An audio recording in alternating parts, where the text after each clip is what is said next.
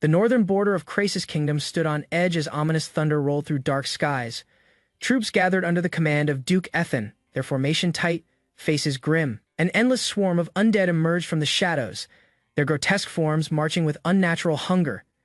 Ethan, stunned by their sheer number, watched as the cursed mist spread, suffocating the land. Among the legion of the dead rode a figure clad in dark armor, the infamous undead knight Durian. His very presence sent fear down the soldiers' spines. Known for slaying elite knights with ease, he had become a symbol of invincibility. Even seasoned warriors hesitated, urging the Duke to consider retreat and brace for siege. Refusing to yield, Ethan vowed to hold the gate no matter the sacrifice. Yet, just as he readied for battle, a lone horseman burst forward. With reckless speed, the rider charged into the undead ranks. Shock rippled through the troops. It was Lord Euron Rox, the Marquise's eldest son. Euron moved with precision, daggers in hand, striking directly at Durian. Against all expectations, the Death Knight's form began to melt under Euron's assault. Soldiers watched in awe as the seemingly unstoppable undead began to fall. A new hope was born amidst chaos. After Durian's fall, the battlefield grew silent. Euron stood amidst the cursed flames, his silhouette glowing ominously. Corpses melted around him with a single strike, their death energy absorbed into his body. Onlookers struggled to grasp what kind of power he wielded. He wasn't some blessed saint, not in the slightest. Instead, Euron embraced the strength of martial prowess, hoarding enemy abilities and knowledge like spoils of war. His calm exterior masked the chaotic path that led him here 6 months earlier. A middle-aged man awoke suddenly in an unfamiliar, lavish bedroom. Disoriented, he found himself in a younger body. Servants referred to him as young master, which confused him further. A striking attendant appeared, offering little explanation before rushing off. Alone, he examined his reflection and shocked. The man in the mirror wasn't him. Panicked thoughts flooded his mind as he realized this wasn't a dream. His middle-aged body was gone, replaced with that of a noble youth. Suddenly, the doors burst open, revealing a large, intimidating man. His thunderous voice filled the room, calling him the disgrace of the household. As tension rose, other servants intervened, trying to calm the situation. Euron, now trapped in another's life, faced a storm of unfamiliar expectations. Despite Euron's confusion, the imposing Marquis remained firm. With narrowed eyes, he assessed the young man's condition. Noting his surprising recovery, though the body had fainted, the wounds had mostly healed. To the Marquis, this brought relief. But to Euron, the words felt cruelly misplaced. Before he could speak, accusations flew. The Marquis berated him for disgraceful conduct, especially regarding an incident involving his fiancée. Euron's mind reeled. Not only did he inherit a stranger's body, but also that person's shameful past. His protests were ignored. The man continued shouting, furious at the family's decline and Euron's disgraceful behavior. Staggered by the pressure, Euron barely processed the name Ilya. Apparently, she was his betrothed, and if she didn't forgive him, his standing would be destroyed. Fear crept in. The Marquis barked orders, his temper boiling. In desperation, Euron tried to explain, revealing his identity as Euron Gaksh. The mention of the Marquis's name sealed it.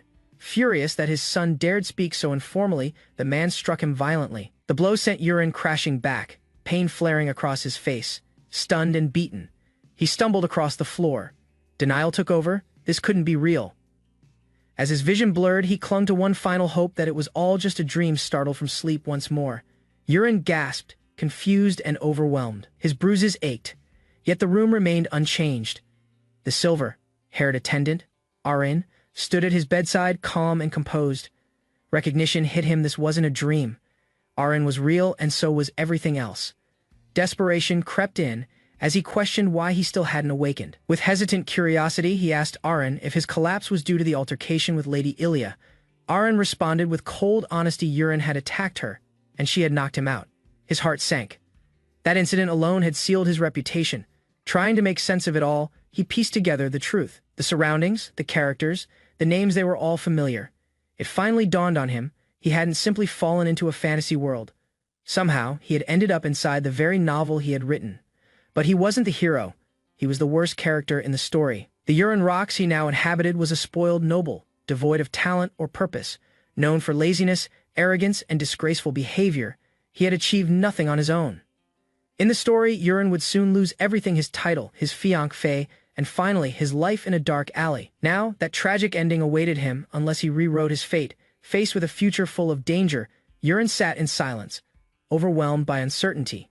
He had no idea what abilities this version of himself possessed in this fantasy world, Survival wasn't guaranteed, especially for a side character like him. Yet, he knew the timeline. The protagonist hadn't arrived yet. There was still time determined. He jumped to his feet, but his body weighed him down. Years of laziness had left it soft and sluggish. Gritting his teeth, he vowed to start preparing immediately. Aaron, the loyal attendant, looked on with concern, questioning his well-being. Yurin brushed it off, consumed by urgency. Suddenly, his vision shifted, transparent text floated before him. A status window, shocked but intrigued, he realized it had appeared because he'd taken initiative. The system displayed Aaron's profile, skills, traits, and affection. That last value caught his attention. Affection. 0. The presence of dating, sim-like mechanics confused him. Was this world structured around the genres he used to write? Or worse, the games he played? As bizarre as it seemed, it gave him a foothold. If affection levels were real, perhaps bonds could be measured and changed. Though the score started at 0, it wasn't negative. Considering how awful Yurin had been, that was already progress.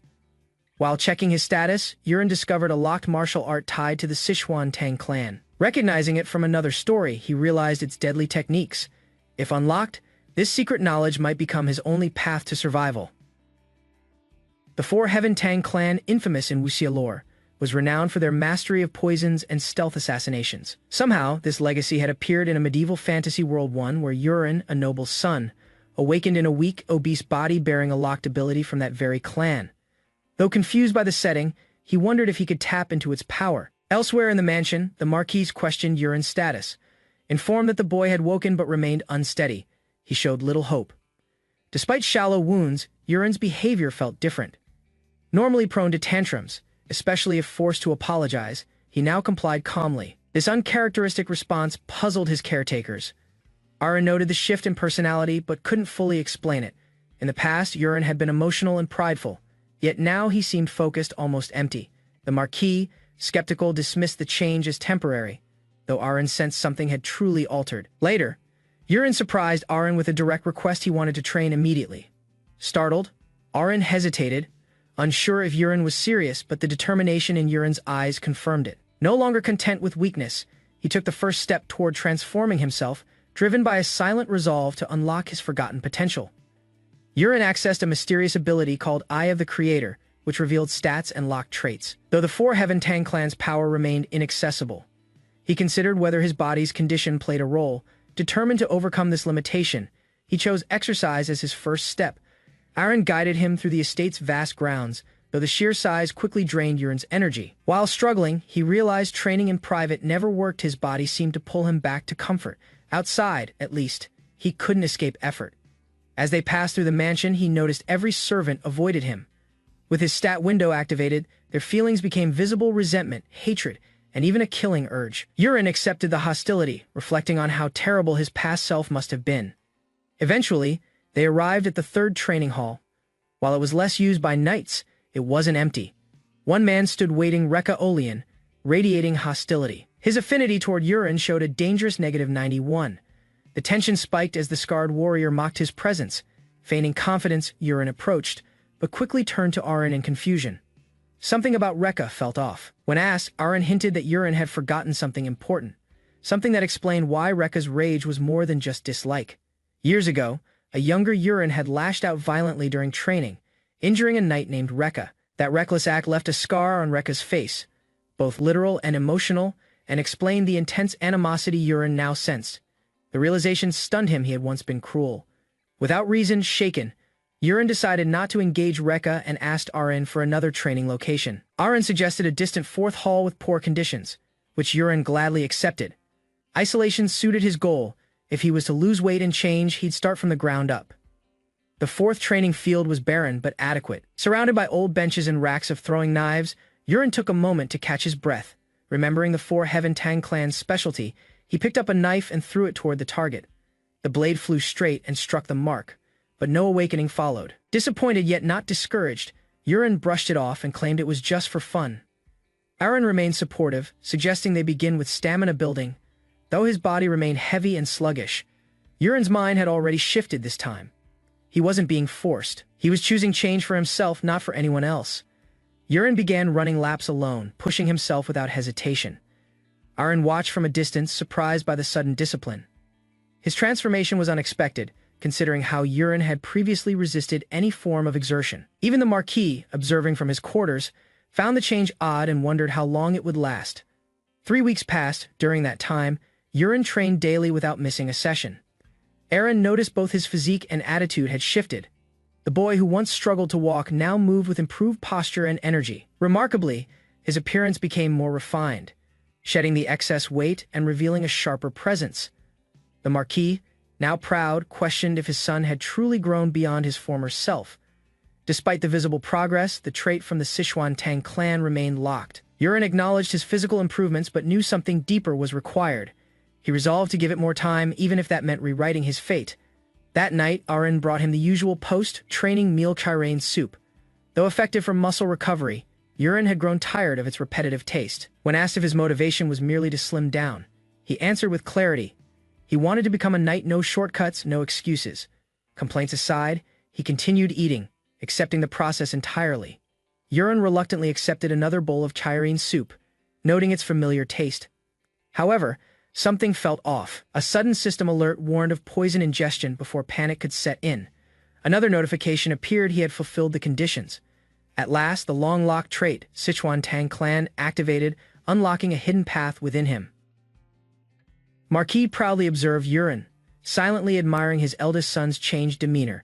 The young man, once considered unruly, now stood tall and composed, catching even his father off guard with his transformation. Just as the moment settled, the Marquis called his wife into the room. Kaina, his second wife, entered with a smile, bringing tea as requested. Her graceful steps hid the calculation behind her eyes. She quickly steered the conversation, casually inquiring about the heir decision. With a bright expression, she reminded the Marquis of his earlier intention to name her son, Colin, as successor. Though startled, the Marquis hesitated. His vague answer hinted that matters were no longer so straightforward. Pressing further, Kaina pointed out Yurin's recent behavior, wondering if the Marquis had reconsidered. Her words carried subtle pressure, cloaked in concern. He acknowledged her point but emphasized that Yurin had only recently begun to change. In response, she feigned surprise but inwardly grew anxious. Laughter briefly softened the tension as the Marquis recalled Yurin's fiancée disciplining him, which perhaps triggered his newfound discipline.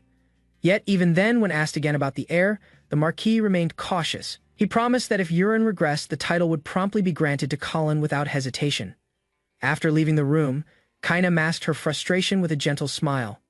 Once alone, her expression twisted with fury. The Marquise's hesitation had stirred her resentment, and her hatred for Yurin flared. With clenched fists, she seethed his name, vowing quietly to intervene before he could rise further elsewhere. Yurin sat at the dining table. As he ate, a system message suddenly appeared before him. His body reacted instantly, and his senses sharpened. A hidden trait had been unlocked, one tied to the Sichuan Tang family. Confused but alert, Yurin realized the trigger had been the ingestion of poison. Recognizing the family's connection to toxins, he quickly understood the trait's relevance. More data flowed in detailing the nature of the dish. While the soup seemed ordinary, it contained a mild paralytic component. As he read further, he discovered the poison's identity: hanyang herb, slow-acting but lethal in high doses. Aaron, the silver-haired attendant, approached casually, asking about the meal. Yurin played along and continued eating. Internally, he questioned the sudden danger. Poison wouldn't normally affect him, yet his body reacted differently. Now puzzled, he recalled that Colin should have been named heir by now. That delay, he reasoned, might be connected to his own recent changes. Suspicion formed someone from Colin's side had likely acted first. Yurin's system interface activated once more, notifying him that a new poison trait had been unlocked. Remaining composed, he exaggerated his reaction to Aaron, claiming the meal was emotionally moving. Despite Aaron's confusion, Yurin asked to be left alone, needing space to investigate further. As Aaron exited, Yurin refocused his attention. With a clear command, he called out Sichuan Tang, prompting the system's display to reappear. His name, health, and trait synchronization filled the screen. Intrigued, he navigated the interface like a virtual menu, accessing hidden trait categories. Several subskills revealed themselves: poison, hidden weapons, martial arts. However, many entries remained locked. The poison section displayed a list of techniques, all organized by level. The higher-level ones were inaccessible, unless he progressed through lower tiers. Realizing the unlocked path, he noted that an inner technique would be necessary to advance. Curious, he explored the martial arts section next. A warning appeared: only one inner technique could be selected. He reviewed 4 options: Dark Poison Arts, Thunder Needle Arts, 10,000 Venoms, and Divine Energy. Each had its focus poison, hidden weapons, or a blend of both. Ultimately, he gravitated toward the technique that offered mastery of both poison and weaponry. Smiling confidently, Yuren leaned into the path favored by underdog protagonists. After careful consideration, Yuren chose 10,000 Venom's divine energy as his inner technique. Immediately, ancient symbols glowed before his eyes and golden characters surged into his vision. The technique's knowledge flooded his mind in an instant, syncing with his body like second nature. Excited, he cleared space and began channeling energy.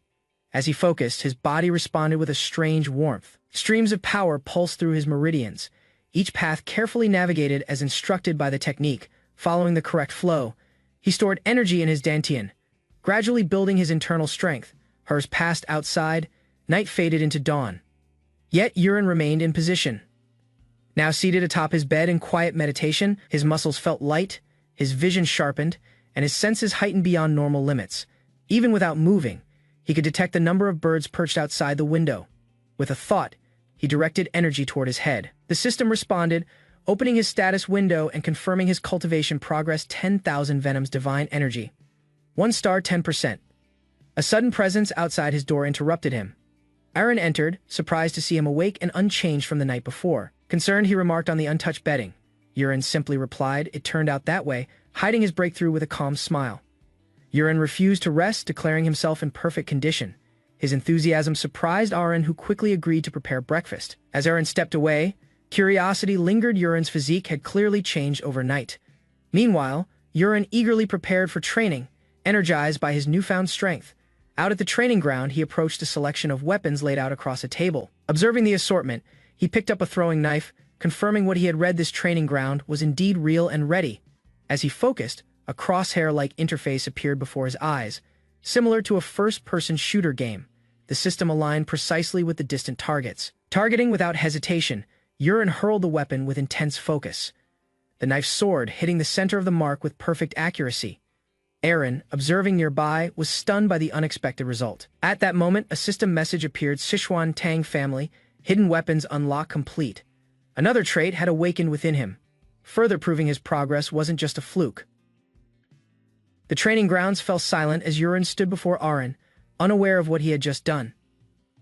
Aaron, visibly shaken, questioned the outcome, but Yuren could only guess that his intense past training had finally borne fruit. Intrigued, Yuren proposed testing it once more, prompting Aaron to tense up. Concentrating, Yuren felt a strange surge of energy rising from deep within his abdomen. As he hurled the dagger again, his movements became faster and more refined. A wave of heat coursed through his body, empowering the throw with unnatural strength. The weapon pierced the center of the target board with explosive force, splintering it instantly. Aaron stared wide-eyed at the shattered target, unable to believe what he'd just witnessed. To Yuren, the sensation resembled his past life's gaming experience, where aiming with a crosshair was second nature. He recalled his old days dominating FPS tournaments at PC cafes, likening this new power to using a cheat code. Perplexed by the transformation, Aaron examined Yuren more closely.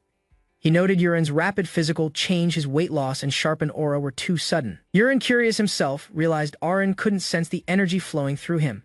That fact confirmed what Yuren had started to suspect: something deeper had awakened within him. A realization struck Yuren.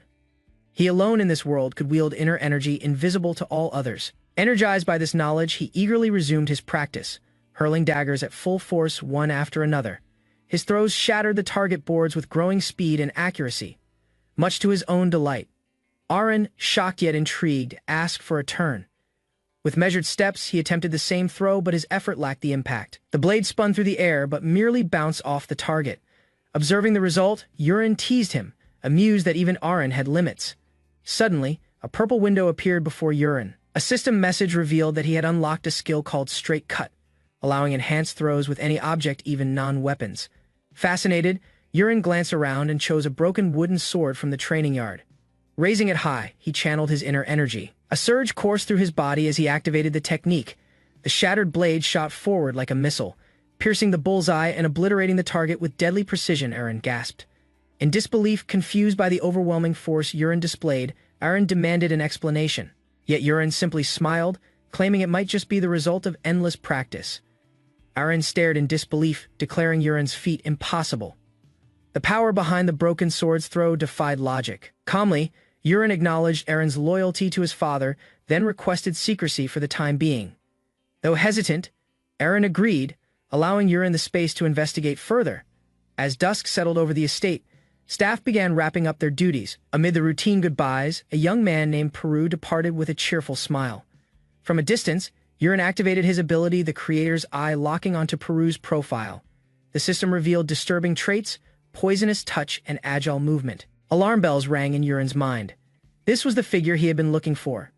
Determined to test his abilities, Urine prepared a paralytic poison, a glowing green aura wrapped around his body as he released the energy. The arrow of inner force flew silently toward the target. Peru stiffened mid-step, then collapsed, clutching his side as the toxin took effect.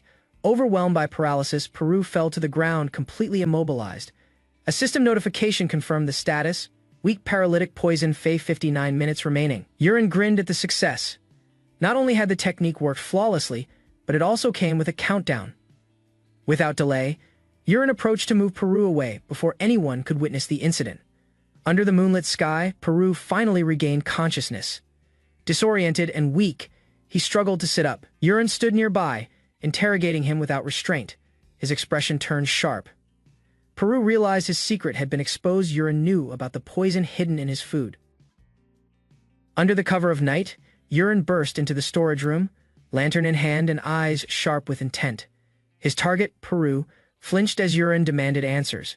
Without raising his voice, Urine laid out the rules: blink once for truth, twice for lies. The frightened man nodded, unable to speak. Urine started his questioning with precision. He accused Peru of tampering with his meal. One blink followed confirmation.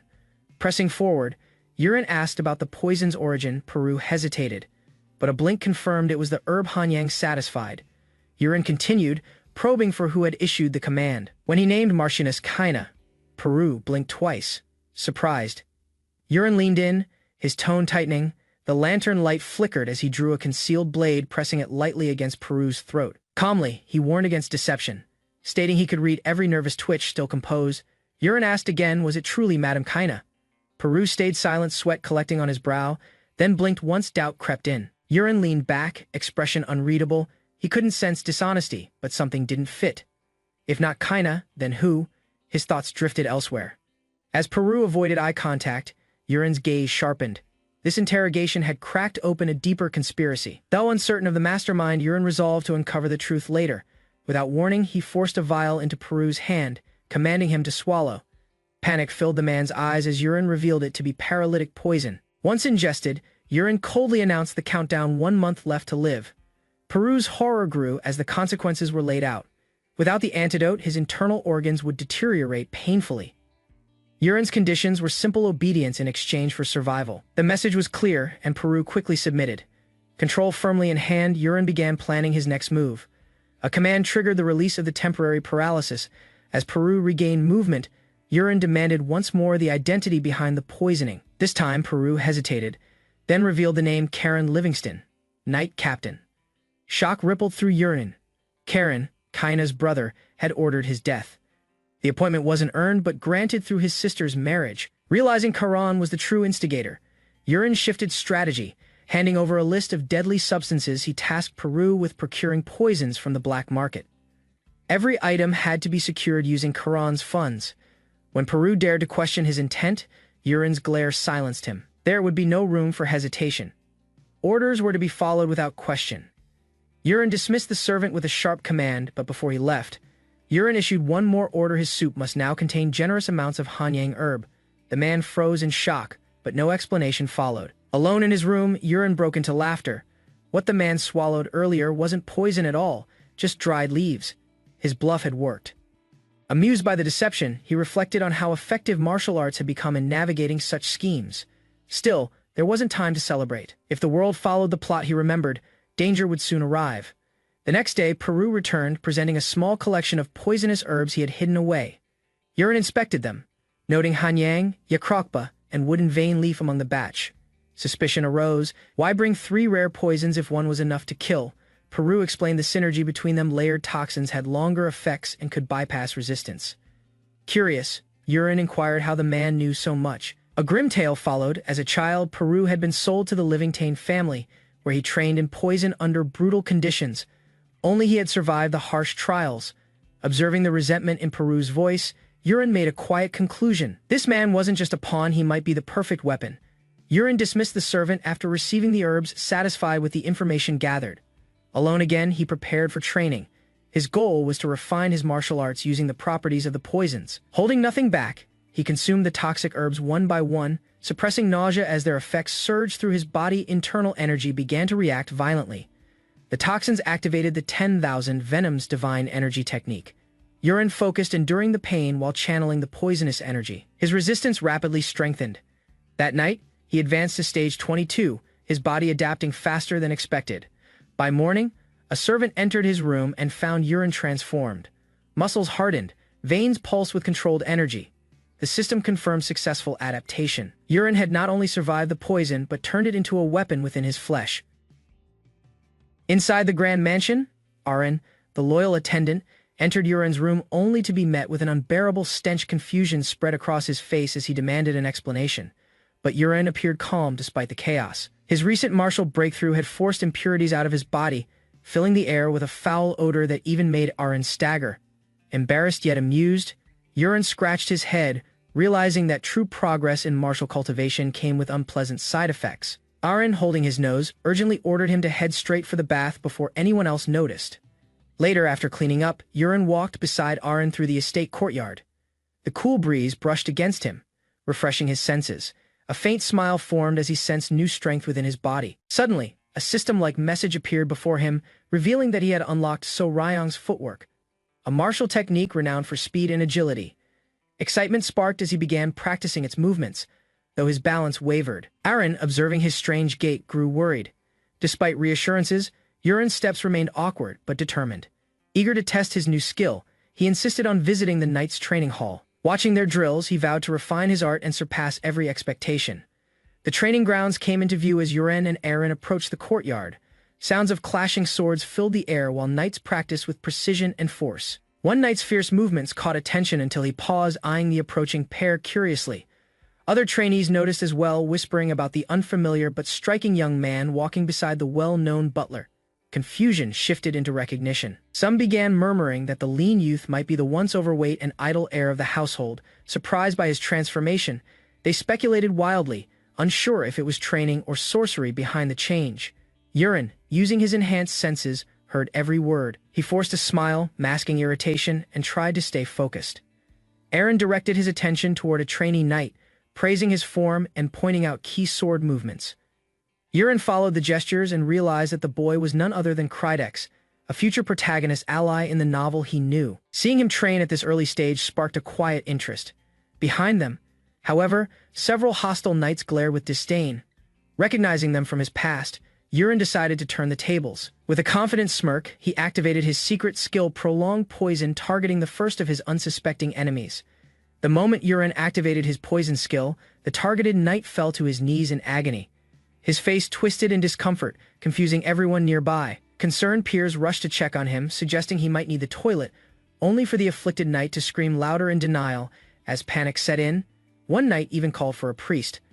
But just as suddenly as it started, the pain disappeared. Perplexed, the knight stood again, baffled by the abrupt recovery. His comrades, frustrated by the disruption, accused him of faking it. Amid the tension, Yurin watched calmly, deciding it was time for a second test. Channeling his energy, he activated Soul-Killing Smoke, a technique that projected terrifying illusions within moments. The hostile knights screamed in terror. Their eyes widened as they imagined horrific demons emerging from the smoke. Chaos erupted. Some tried to flee, others froze, trembling in fear. Arin and Yurin observed from a distance, confused by the knights' panicked retreat.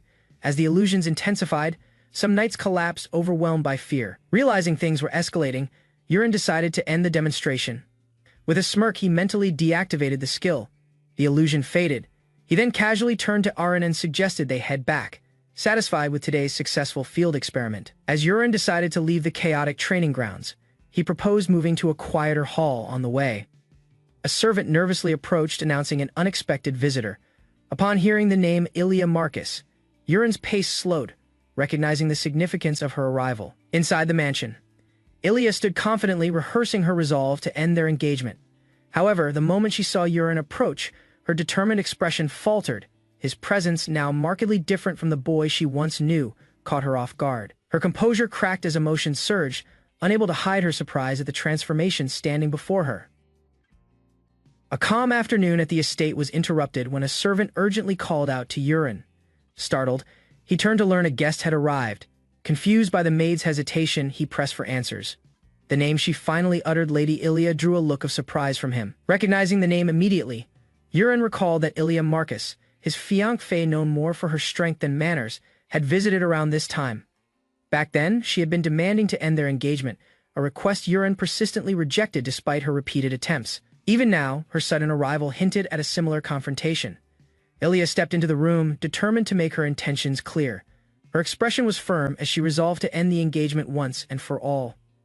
Yurin, now visibly different, stood tall with a confident air that made her pause in shock. She stared at him, confused. The man before her looked nothing like the Yurin she remembered. Doubting his identity, she questioned who he was. Calmly, he confirmed he was indeed Yurin. Surprising her further, still stunned, Ilia remarked on his drastic transformation. When she asked how it happened so quickly, he simply replied it was the result of hard work and reflection. Yurin declared his determination to change, not out of revenge, but from a place of reflection. Ilia, misunderstanding his intention, braced for confrontation. Her instincts flared, but his unexpected bow diffused the tension. With calm sincerity, he expressed gratitude for her role in awakening his resolve, kneeling before her. Yurin offered to accept the dissolution of their engagement if she still desired it. Ilia, stunned by the transformation in his demeanor, questioned his identity. Without hesitation, he admitted his past faults and introduced himself as the former scoundrel. Yurin rocks. Though the fault hadn't been his truly belonging to the body's previous owner, he still asked for forgiveness, driven by the knowledge of Ilia's importance. As someone with the rare sword queen trait, she possessed a future that could shape the kingdom. Her growth would only accelerate, eventually playing a critical role in defeating powerful enemies. Understanding her future value, Yurin resolved to preserve their relationship, not through obligation but by alliance. He extended his hand and stood tall. Ilia challenged his sincerity. Her powerful aura surged as she demanded a sworn oath. The pressure overwhelmed him, yet he endured with serious eyes. She warned breaking the vow would mean facing her wrath personally. Yurin struggled to withstand Ilia's overwhelming aura, a pressure meant only for true threats. Her fierce demand triggered a buried memory. Those same words were meant for the story's original protagonist, not him. Despite the suffocating force, something stirred within him. Unexpectedly, his own divine energy awakened and flared to life. Startled by his reaction, Ilia questioned how her aura had been countered. Yurin stood firm, affirming his vow with sincere resolve. His determination softened her intensity. With one final warning, she declared that any future mistake would end their engagement immediately. Later, Ilia met with her father to report the outcome. When asked if she had reached a decision, she replied with clarity. The engagement would continue. Her father, taken aback, asked for an explanation. Ilia admitted she had doubted the rumors at first. Her father's belief that people couldn't change had shaped her views. But after meeting Yurin again, she realized he had transformed into someone entirely different. That change compelled her to give him another chance. Still, she set a condition: if Yurin ever returned to his former ways, she would punish him personally. Amused and impressed, her father praised her decisiveness and entrusted Yurin's future to her hands. Ilia prepared to leave the estate after finalizing her decision. Though her father suggested staying a few more days, she hesitated, having initially planned to end the engagement. Choosing not to disturb Yurin during his training, she quietly departed, leaving a message for him. Later that day, Yurin arrived at the Marquise's office, responding to a summons. The Marquis, initially stunned by his son's new appearance, joked to hide his surprise. After acknowledging Yurin's visible growth, he shifted the conversation toward Yurin's next step, beginning the traditional nightly training of the Rox family. To the Marquise's astonishment, Yurin proposed learning throwing arts instead. The suggestion caught him off guard. Accustomed to conventional swordsmanship, the Marquis saw such a skill as underhanded and dishonorable. Yurin remained firm in his choice. When his father's disapproval escalated, Yurin countered with a challenge. If he could defeat a boar using only a dagger, the Marquis would have to acknowledge his path. Surprised, but intrigued, the Marquis agreed to the terms, setting the stage for an unconventional but critical test. Tension filled the grand hall as the Marquis scoffed at Yurin's approach to combat. Dismissing his method as foolish, he declared that without aura, no warrior could ever hope to pierce the hide of a borak. Holding firm, Yurin listened, as the Marquis emphasized how decades of training would still fail against such scales. Determined, Yurin proposed a wager: if he could defeat a borak with only a dagger, he would take control of his own training. Otherwise, he'd submit fully to the Marquis's will. Offended yet intrigued, the Marquis accepted. Intent on breaking Urin's pride, later that night, under the moon's gaze, Urin stood in his room, contemplating the upcoming battle. He calculated the risks, estimating how many strikes it might take to breach the Borak's hide. To prepare, he planned to consume hidden poison herbs and enhance his martial technique specifically, advancing the 10,000 Venom's divine arts. Before long, Aaron entered with a message from the Marquis. The duel would take place at noon. In Training Hall 1, as they spoke, Aaron revealed the estate was abuzz with laughter. Servants joked about Urin fleeing or failing in disgrace. Realizing the audience would be large, Urin braced himself not just for battle but to change their ridicule into respect. Urin acknowledged that the duel had grown into a full spectacle, far beyond his intent. With uncertainty clouding his mind, he sought Aaron's opinion. The silver-haired attendant, observing with calm confidence, assured him that the coming day might mark a turning point, perhaps even Urin's triumph. That night, Urin's preparations paid off. His mastery of the 10,000 Venom's divine arts advanced to 3 stars. When dawn broke, the training grounds were overflowing. Spectators gathered in droves, drawn by rumors and curiosity. Standing at the center, Urin felt the weight of countless eyes on him. The Marquis, surprised by the crowd, admitted he had only informed his personal wizard. Yet the news had spread. Still, he mocked Urin, urging him not to embarrass himself. As the duel officially began, the wizard invoked a powerful summoning spell. Energy swirled across the arena, erupting in dazzling lights and violent shockwaves. From the spell's core, a creature emerged with ferocious presence. It was the Borak and ocean beast Urin had only imagined through text. Now, it stood before him in reality. The crowd gasped at its grotesque form, some recoiling in fear amid the panic. Urin faced it without retreat. For the first time, he saw the monster he was destined to challenge. Surrounded by a restless crowd, Urin watched the Borak with conflicted thoughts. The creature, ridiculous in appearance, was one he had invented on a whim while eating sashimi, born out of desperation for ideas. Now face to face with the monster in physical form, he couldn't help but reflect on its oddity. Aside from its arms and legs, it could almost be considered cute if it wasn't actively trying to kill him. Without warning, the Borak lunged. Urin barely dodged its jagged fins and flailing limbs.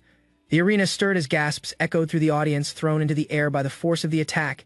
He landed hard but sprang up immediately. The Marquis, watching with restrained judgment, halted any premature conclusion, shouting that it wasn't over. Urin braced himself. The Borak charged again, but this time he observed closely. It wasn't fast, just aggressive. Drawing his dagger, he tested the scales, aiming for damage. Suddenly, a weak point revealed itself bright and clear in his sight. Trusting his instincts, he launched the blade infused with internal energy, striking the vulnerable spot with precision. The monster collapsed instantly. Silence filled the arena before erupting into cheers. Staring at the defeated beast, Urin smiled in disbelief. With a single strike, he had done the impossible. The spectators, once mocking, now roared his name. The audience erupted in cheers as Urin stood victorious over the fallen Borak. His unexpected success stunned the Marquis, who demanded an explanation. Unfazed, Urin responded that he simply aimed carefully. Refusing to accept the outcome, the Marquis declared the result invalid, insisting that a single dagger couldn't defeat such a creature. However, a knight pointed out the dagger's precise placement under the Borak's arm where no scales protected it. Struggling with disbelief, the Marquis accused Urin of relying on luck when challenged to repeat the feat. Urin hesitated. The Marquis sweetened the deal by offering a new wager. If Urin won again, he would grant any wish, but this time the opponent would not be a beast. Instead, Urin would face a trained knight, shifting the trial to a far more dangerous level. Urin stood calmly in the center of the arena as the Marquis extended a bold offer. Without hesitation, he accepted, recognizing the moment not as a burden but as a stage to prove himself. The crowd murmured in anticipation, their attention shifting as the name Knight Commander Karox echoed across the Colosseum. While Karox watched from the stands, suspicion and strategy filled his mind. Could this duel chip away at the young man's confidence? Urin considered his options quietly, weighing the risk of facing a true knight. Declaring that a formal opponent would be excessive, the Marquis proposed a training knight instead, a suggestion that appeared fair. Accepting the terms, Urin requested to fight a specific knight Kraid. The muscular man rushed into the arena, responding with disciplined energy. The Marquis praised his reliability, reinforcing the weight of the match. Assigned a task, Kraid listened as the Marquis pointed at Urin. His mission? Break the boy's bad habits. Startled, Kraid agreed, though confusion lingered in his expression. As the tension rose, Urin raised 3 fingers and declared his terms. he would only throw 3 daggers. If all were blocked, victory would be granted. The rules were simple, but the challenge, anything but. Marquis, frustrated by Urin's confidence, ordered Kraid to discipline him thoroughly in the arena. The crowd buzzed with excitement. Fellow knights jeered, threatening Kraid with punishments if he lost. Meanwhile, scattered cheers reached Urin, sparking brief confusion before amusement took over. Despite the lively atmosphere, tension surged as both fighters took their positions. Kraid raised his blade, and Urin prepared to throw. With a light grip, he launched his first dagger, intending only a gentle test. However, his sharp eyes noticed multiple strike points on Kraid's body similar to a previous encounter. Alarmed by their appearance, he realized a direct hit could cause fatal damage. Unwilling to injure Kraid, Urin shifted his aim. He targeted straight ahead, minimizing risk. The dagger's force, however, was far from harmless. Upon impact, Kraid was violently thrown backward, the blow powerful enough to stir panic in the stands. The sound echoed like a cannon blast, shocking everyone, including the Marquis. Recovering from the hit, Kraid steadied himself while the Marquis examined the dagger's power with disbelief. Urin, unfazed, calmly asked if his opponent had loosened up. Confident yet composed, he warned Kraid not to lower his guard and raised his hand again. Ready for the next throw, Urin decided to throw the next dagger at full strength, confident Kraid could withstand it. While tension filled the arena, Kraid gripped his sword tightly, preparing for impact. Trusting the knight's durability, Urin launched the attack with controlled but overwhelming force. The dagger sliced through the air, creating a flash of blue energy. Kraid tried to brace, but the sheer power overwhelmed him. The impact knocked him back violently, drawing gasps from the crowd. Dust exploded across the field as the spectators watched in stunned silence. Even the Marquis was left speechless. Kraid struggled to rise, body trembling under the pressure of the previous strike. Though injured, he instinctively reached for his weapon, unwilling to surrender. The Marquis approached Urin, requesting a private conversation. But Urin reminded him that the match had not yet concluded. One dagger remained. Urin turned to Kraid, urging him to respond. While the Marquis tried to halt the duel, Urin insisted on hearing Kraid's choice. The knight lifted his head slowly, shaken but still conscious. Urin challenged him again, asking if he intended to end things in defeat. Whether by victory or loss, Urin believed only a decisive finish could define a true knight's spirit and pressed Kraid to answer. Kraid, refusing to surrender, regained his stance and summoned a surge of aura around him. The crowd murmured in shock as his power intensified. Witnessing this growth, Urin calmly prepared his next move, eager to test a more advanced technique. Urin stood at the edge of the arena while Kraid, now surrounded by crackling aura, readied himself for the final strike. The knight's overwhelming energy stunned the Marquis, who recognized its scale as something akin to a senior knight's level. Despite the intensity, Kraid remained composed, requesting Urin to complete the final throw. Without hesitation, Urin responded, launching the last dagger using a technique designed to test control. The weapon soared high, spinning in mid-air, confusing Kraid for a moment. Unsure of the attack's purpose, he hesitated briefly. Then, interpreting the move as mockery, he charged forward in fury, determined to strike back. Suddenly, the delayed strike landed subtly yet with precise force. Kraid staggered, eyes widening in shock as pain erupted through his body. Despite the attack's apparent slowness, internal damage surged from the carefully infused energy. The crowd misjudged the strike as weak, but Kraid collapsed, overwhelmed. Some spectators accused him of going easy on Urin. Others laughed, unaware of the true weight behind the blow. Urin, analyzing the result, admitted to channeling more power than expected. While the Marquis congratulated him on winning the bet, Kraid lay groaning on the ground, the full impact still surging through him. Urin quickly applied internal energy absorption, channeling his power to ease Kraid's pain. Almost instantly, the knight's agony faded, shocked but grateful. Kraid thanked him repeatedly and apologized for doubting him earlier. Still overwhelmed by emotion, he confessed his misunderstanding, having believed Urin's slow throw was meant as mockery. Explaining further, Kraid praised the technique as divine, convinced Urin was hiding his strength for a greater cause. His wild imagination jumped to conspiracy theories, suspecting hidden enemies targeting the Marquis family. Urin simply smiled, recalling that Kraid had a habit of overanalyzing everything.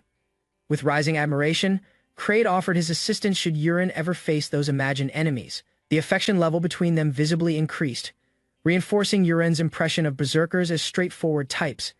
Energized, Kraid began spreading praise about Urin, determined to restore the young master's reputation. Watching Kraid's enthusiasm, Urin considered the benefits of staying close to someone strong enough to overwhelm an entire knight order. As the commotion settled, he walked off and was greeted by Arin, Their conversation shifted to Urin's new technique, which Arin had never seen before. Despite the novelty, Eren had already memorized the move, ready to counter it next time. Urin questioned Eren's satisfaction, prompting confusion from his butler. Their conversation was cut short as the scene shifted to the Marquis, busy with documents. Urin arrived. Called in urgently, the Marquis, irritated, reminded him to use father in private, showing his mix of authority and affection. The Marquis quickly turned the topic to the mysterious throwing technique. Despite his search through combat manuals, he found nothing similar. It seemed impossible for Urin to develop such a move within a month of training. Pressed for the truth, Urin paused, internally refusing to reveal everything, but prepared a response, claiming he found a book. Urin explained how he'd been browsing old texts in the family attic. He tripped over a book on the floor, which led to another falling from above. That book, marked only by strange symbols, caught his attention. Out of curiosity, he opened it. Unexpectedly, light burst forth, and knowledge was absorbed directly into his mind. In an instant, the book vanished without a trace. As the Marquis listened, stunned by the bizarre yet believable tale, Urin stood calmly, choosing to reveal just enough. The power he gained was real, but the full story remained his secret. The Marquis immediately recognized the book as a magic tome, a relic used by magicians to pass down their techniques. Urin remained composed, revealing that he had unknowingly activated it. The Marquis acknowledged that their attic held countless ancient books, some of which even he didn't fully understand. Seeing it as a stroke of fortune, he accepted Urin's story. With respect to their earlier agreement, he promised not to interfere with Urin's training path anymore. He even offered to fulfill one request as part of their deal. Urin, calm and direct, made his wish known. He wanted the position of heir. His words carried weight, and the Marquis was visibly stunned by the declaration. For the first time, Urin openly voiced his true ambition without hesitation. Faced with the prospect of inheritance, Urin cautiously questioned the Marquis about his decision. Though the Marquis claimed it was within his authority, doubt flickered across his expression. Urin warned that naming him heir would provoke rebellion from factions within the family. Concerns deepened as the Marquis admitted his wife would fiercely oppose such a choice. With a forced laugh, Urin lightened the moment, earning a chuckle from the Marquis. Privately, he had no desire to be trapped in the role of heir at all. Becoming heir meant long days under strict supervision. With freedom a distant dream rather than life confined, he wished to hone his martial arts and seek adventure. His request was clear: to form a personal knight order with Arin and Kraid. The Marquis approved, noting Arin's talents exceeded those of an ordinary servant. Grateful, Urin nodded, only to be asked who would take Arin's place. No current staff qualified, making the vacancy difficult to fill. Suggesting a kitchen worker named Peru, the Marquis proposed an unexpected replacement. Urin accepted, hinting at hidden reasons but withheld details for later. Surprisingly, the Marquis didn't press him. Trust had clearly grown between them. Under the clear sky, Urin announced the formation of his exclusive knight order. He declared that Arin and Kraid now belonged to his unit and must begin daily training. Without delay, he introduced Peru as the newly assigned butler, who nervously greeted them. Arin stood silently but soon raised a concern about the change in butler. She questioned the reason behind her replacement by someone unfamiliar. Urin casually revealed that Peru was originally a spy sent to assassinate him. With a serious tone, Urin explained the spy's origin, sent by Karox and Lady Kaina. Despite the danger, he insisted Peru now followed only his orders. Though skeptical, Arin held her reaction, trusting Urin's control over the situation. Kraid suddenly raised a hand, asking about command structure in the knight order. He reasoned that even a small order should have a senior knight in place. Standing beside Arin, he suggested the strongest among them should earn that title. Mockingly, Kraid pointed to Arin's size, claiming she didn't look strong enough. Urin agreed with the logic and supported a contest to determine seniority. With that, he ordered them to fight it out, leaving both knights surprised. The duel reached its conclusion as Arin swiftly disarmed Kraid with a precise strike. Acknowledging defeat, Kraid admitted his attacks were too predictable to be effective. Receiving feedback, he promised to train harder and refine his techniques going forward. Urin approved of the outcome, recognizing Arin as the official leader of the Knight Order. Applause echoed in the courtyard as Peru quietly excused himself to prepare dinner. As the sun set, a calm atmosphere settled, but Urin silently observed something unusual. Sensing faint energy, he decided to test a new martial technique involving internal sound projection. He attempted sound transmission, a skill used to transmit voice directly to another's hearing. Calling out to Peru from afar, Urin activated the technique with focused intent. Startled by the voice, Peru reacted with visible panic and stumbled repeatedly. His confusion grew as voices echoed all around him, leaving him completely disoriented. Assuming sorcery, he cried out in fear, mistaking the skill for dark magic. Yurin casually brushed off the suspicion, comparing it to harmless communication magic from a distance. A stranger watched and began speculating about Yurin's unnatural resistance to poison. Unfazed, Yurin let them believe what they wanted, hiding his true strength behind a smile. Yurin asked if the rare poison he previously requested had been successfully prepared. Peru confirmed its readiness, a deadly toxin called snake mind extracted from 100 venomous snakes. Surprisingly, Yurin instructed Peru to add it generously into the soup he intended to eat. Night transitioned into morning, with the calm exterior of the Marquis mansion masking what lay ahead. Yurin opened his eyes, slowly rising from meditation with a deep breath of control. Sitting alone on his bed, he steadied his mind and body in preparation. His cultivation progress showed only 18% despite reaching the 3rd star in poison absorption technique. Aware that a global crisis was looming, he realized time wasn't on his side. Resolute, Yurin decided it was time to leave the Marquis household and forge his own path. Yurin informed his father of his plan to step out for a while. The Marquis, surprised by the rare outing, inquired about the destination. With a slight nod, Yurin confirmed he'd visit the nearby town within their territory. Pressed about the duration, he hesitated internally, but finally mentioned he'd be away for a week. Acknowledging Yurin's efforts in training, the Marquis approved the trip. Yurin casually dismissed the idea of needing protection. The nobleman reminded him sternly of his status. Though Yurin insisted it was a small journey, the concern remained. Cautioning him about unseen dangers, the Marquis mentioned threats like poisoning. Yurin remained unfazed internally. He noted poison wouldn't affect him anyway. Persuading his father, however, seemed impossible. Agreeing outwardly, Yurin said he'd leave in 2 days while secretly planning to depart sooner. Evening came, and Yurin faced a new problem: no travel funds. He asked a servant for money, only to be reminded of his poison-related expenses.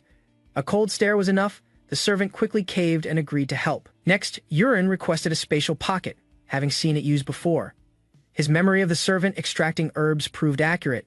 Reluctantly, the servant agreed, handing over the valuable item without further protest. With a smile, Yurin happily noted that thanks to the spatial pocket, a travel bag wasn't necessary.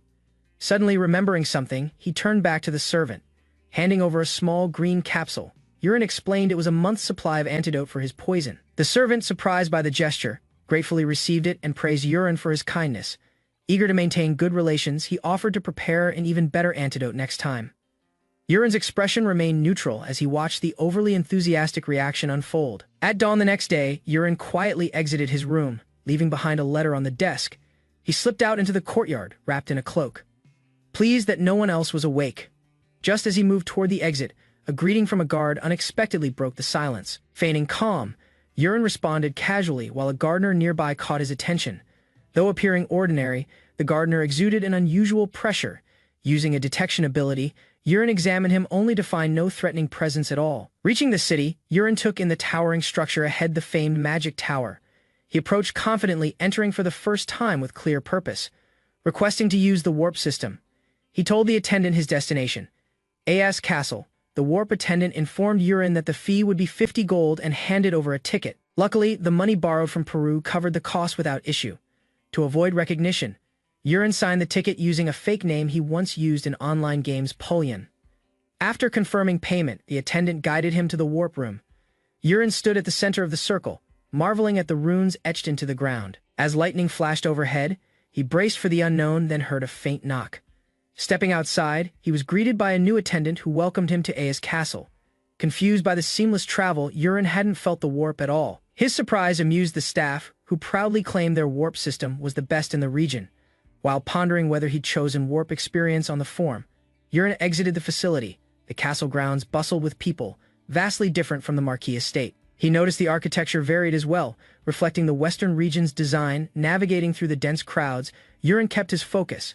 After reaching Blacksmith Alley, he scanned the shops with determination. Despite searching carefully, the sign for Unicorn Smithy was nowhere in sight. Yurin noticed the sun setting as he entered one last alley, determined to complete his search. The sound of hammering caught his attention, drawing him toward a blacksmith at work. Approaching the forge, he called out to confirm someone was present. The blacksmith greeted him, and Yurin asked about the existence of a shop named Unicorn Smithy. Surprised, the blacksmith explained no such place existed yet in the area. To Yurin's relief, the blacksmith revealed he intended to use that exact name for his future shop. With a focused gaze, Yurin activated Creator's Eye to assess the shop's hidden qualities. A status window appeared, revealing the blacksmith's rare affinity for magic weapon crafting. Impressed, Yurin stepped inside, confident that he had finally found a promising workshop. He greeted the blacksmith and asked permission to browse the displayed weapons. Guided further in, he examined the shop's interior lined with various blades and tools. When asked about business, the blacksmith admitted sales were poor due to his remote location. Despite his efforts, the smith explained that customers rarely purchased anything. Yurin's attention shifted to several swords that radiated subtle magical energy. Descriptions revealed blessings from spirits enhancing speed, strength, and stamina through the crafter's intense focus. To Yurin's surprise, the smith claimed they were failures too heavy for anyone to lift. Realizing the issue lay with the users, not the weapons, Yurin recognized their true potential. Without hesitation, he chose one and declared his intent to buy it. Although not his main goal, Yurin decided the swords would benefit Aren and Kraid. Instead, he asked for something different: rusted weapons hidden from plain sight. The blacksmith hesitated, then opened a chest filled with worn, neglected blades. The blacksmith found it odd that Yurin specifically wanted rusted weapons others had long disregarded. These items were usually set aside to be sold cheaply due to their lack of demand. As Yurin sorted through the pile, his eyes locked onto a specific dagger with interest. Curious, the blacksmith admitted he hadn't crafted that dagger and didn't know its origin. Though he once considered discarding it, something made him keep it stored away. Without hesitation, Yurin decided to purchase the mysterious blade along with the others. Noticing Yurin only selected so-called failures, the blacksmith offered the dagger as a bonus. With a smirk, Yurin realized the true value of the items far exceeded their price. He then shifted focus not just on the weapons, but on the man behind them. Seeing potential in the craftsman, Yurin asked if he would consider working under him. Taken aback, the blacksmith hesitated but admitted he had thought about closing the shop. Yurin introduced himself proudly as Yurin Rocks of the Rocks family, protector of the South. Upon hearing the name, the blacksmith dropped to his knees in total shock and respect. Panicked, he apologized for not recognizing someone of noble blood earlier. Smiling awkwardly, Yurin tried to ease the tension but accepted that class systems ran deep. Questioning Yurin's choice, the blacksmith couldn't understand why someone would hire a supposedly lacking craftsman. Yurin responded that the man possessed a special talent worth nurturing. Embarrassed, the blacksmith insisted he had no such gift and only received daily scoldings from his master. From Yurin's view, the man's strict training must have forged unusual attention to detail. He explained that among all the weapons he had seen, these carried something unique. Specifically, the handle knots showed care and precision, a sign of true craftsmanship. Unsure if his praise would work, Yurin nervously waited for a response. To his relief, the blacksmith agreed to follow him and accepted the offer. Laughing, he admitted Yurin wasn't like the terrible rumors he'd heard. To celebrate, Yurin announced he would show something interesting. He raised the dagger and triggered its awakening with a single command. A brilliant light surged as the mystical artifact Agnes responded to his call. The dagger transformed into a glowing ego sword, filled with magical energy.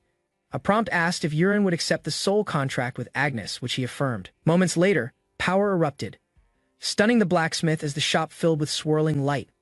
The artifact's voice roared in confusion, not matching the cute tone Yurin had expected.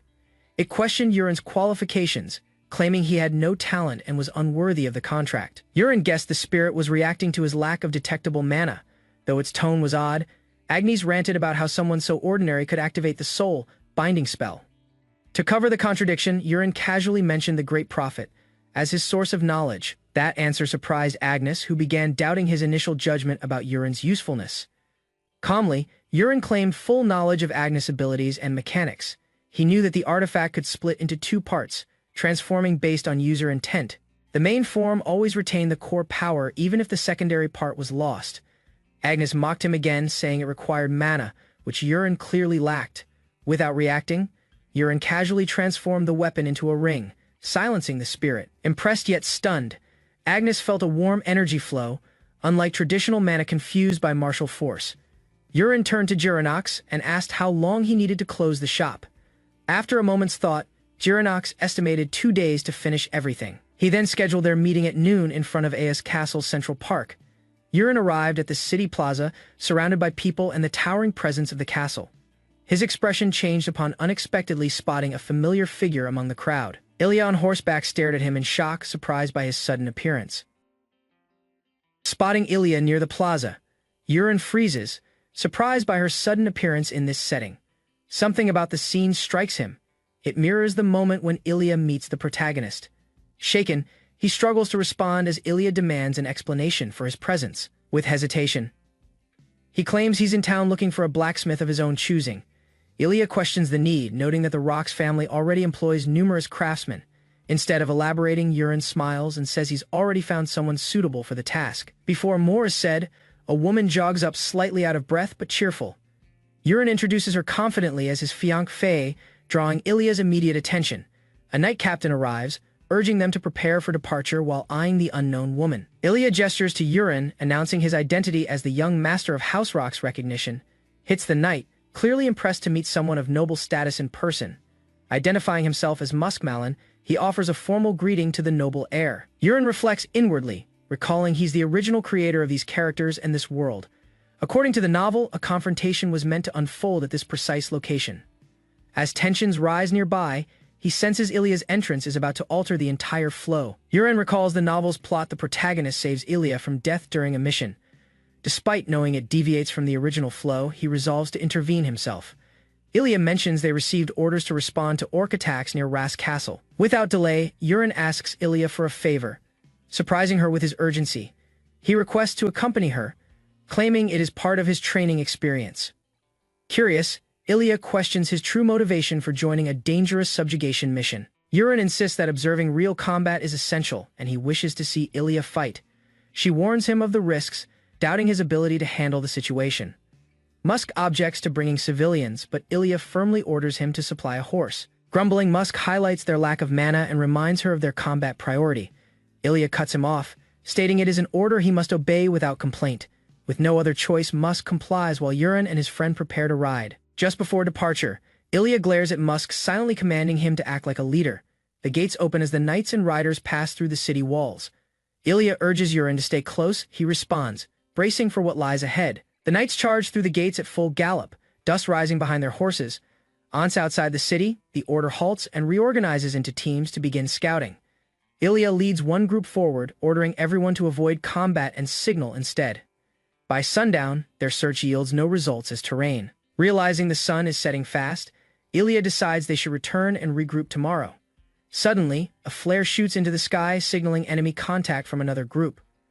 More flares erupt in quick succession, coming from multiple directions in the distance. Ilya counts aloud, but Yurin corrects her, pointing out there are 4, not 5. Without hesitation, she steers her group west toward the closest flare's location.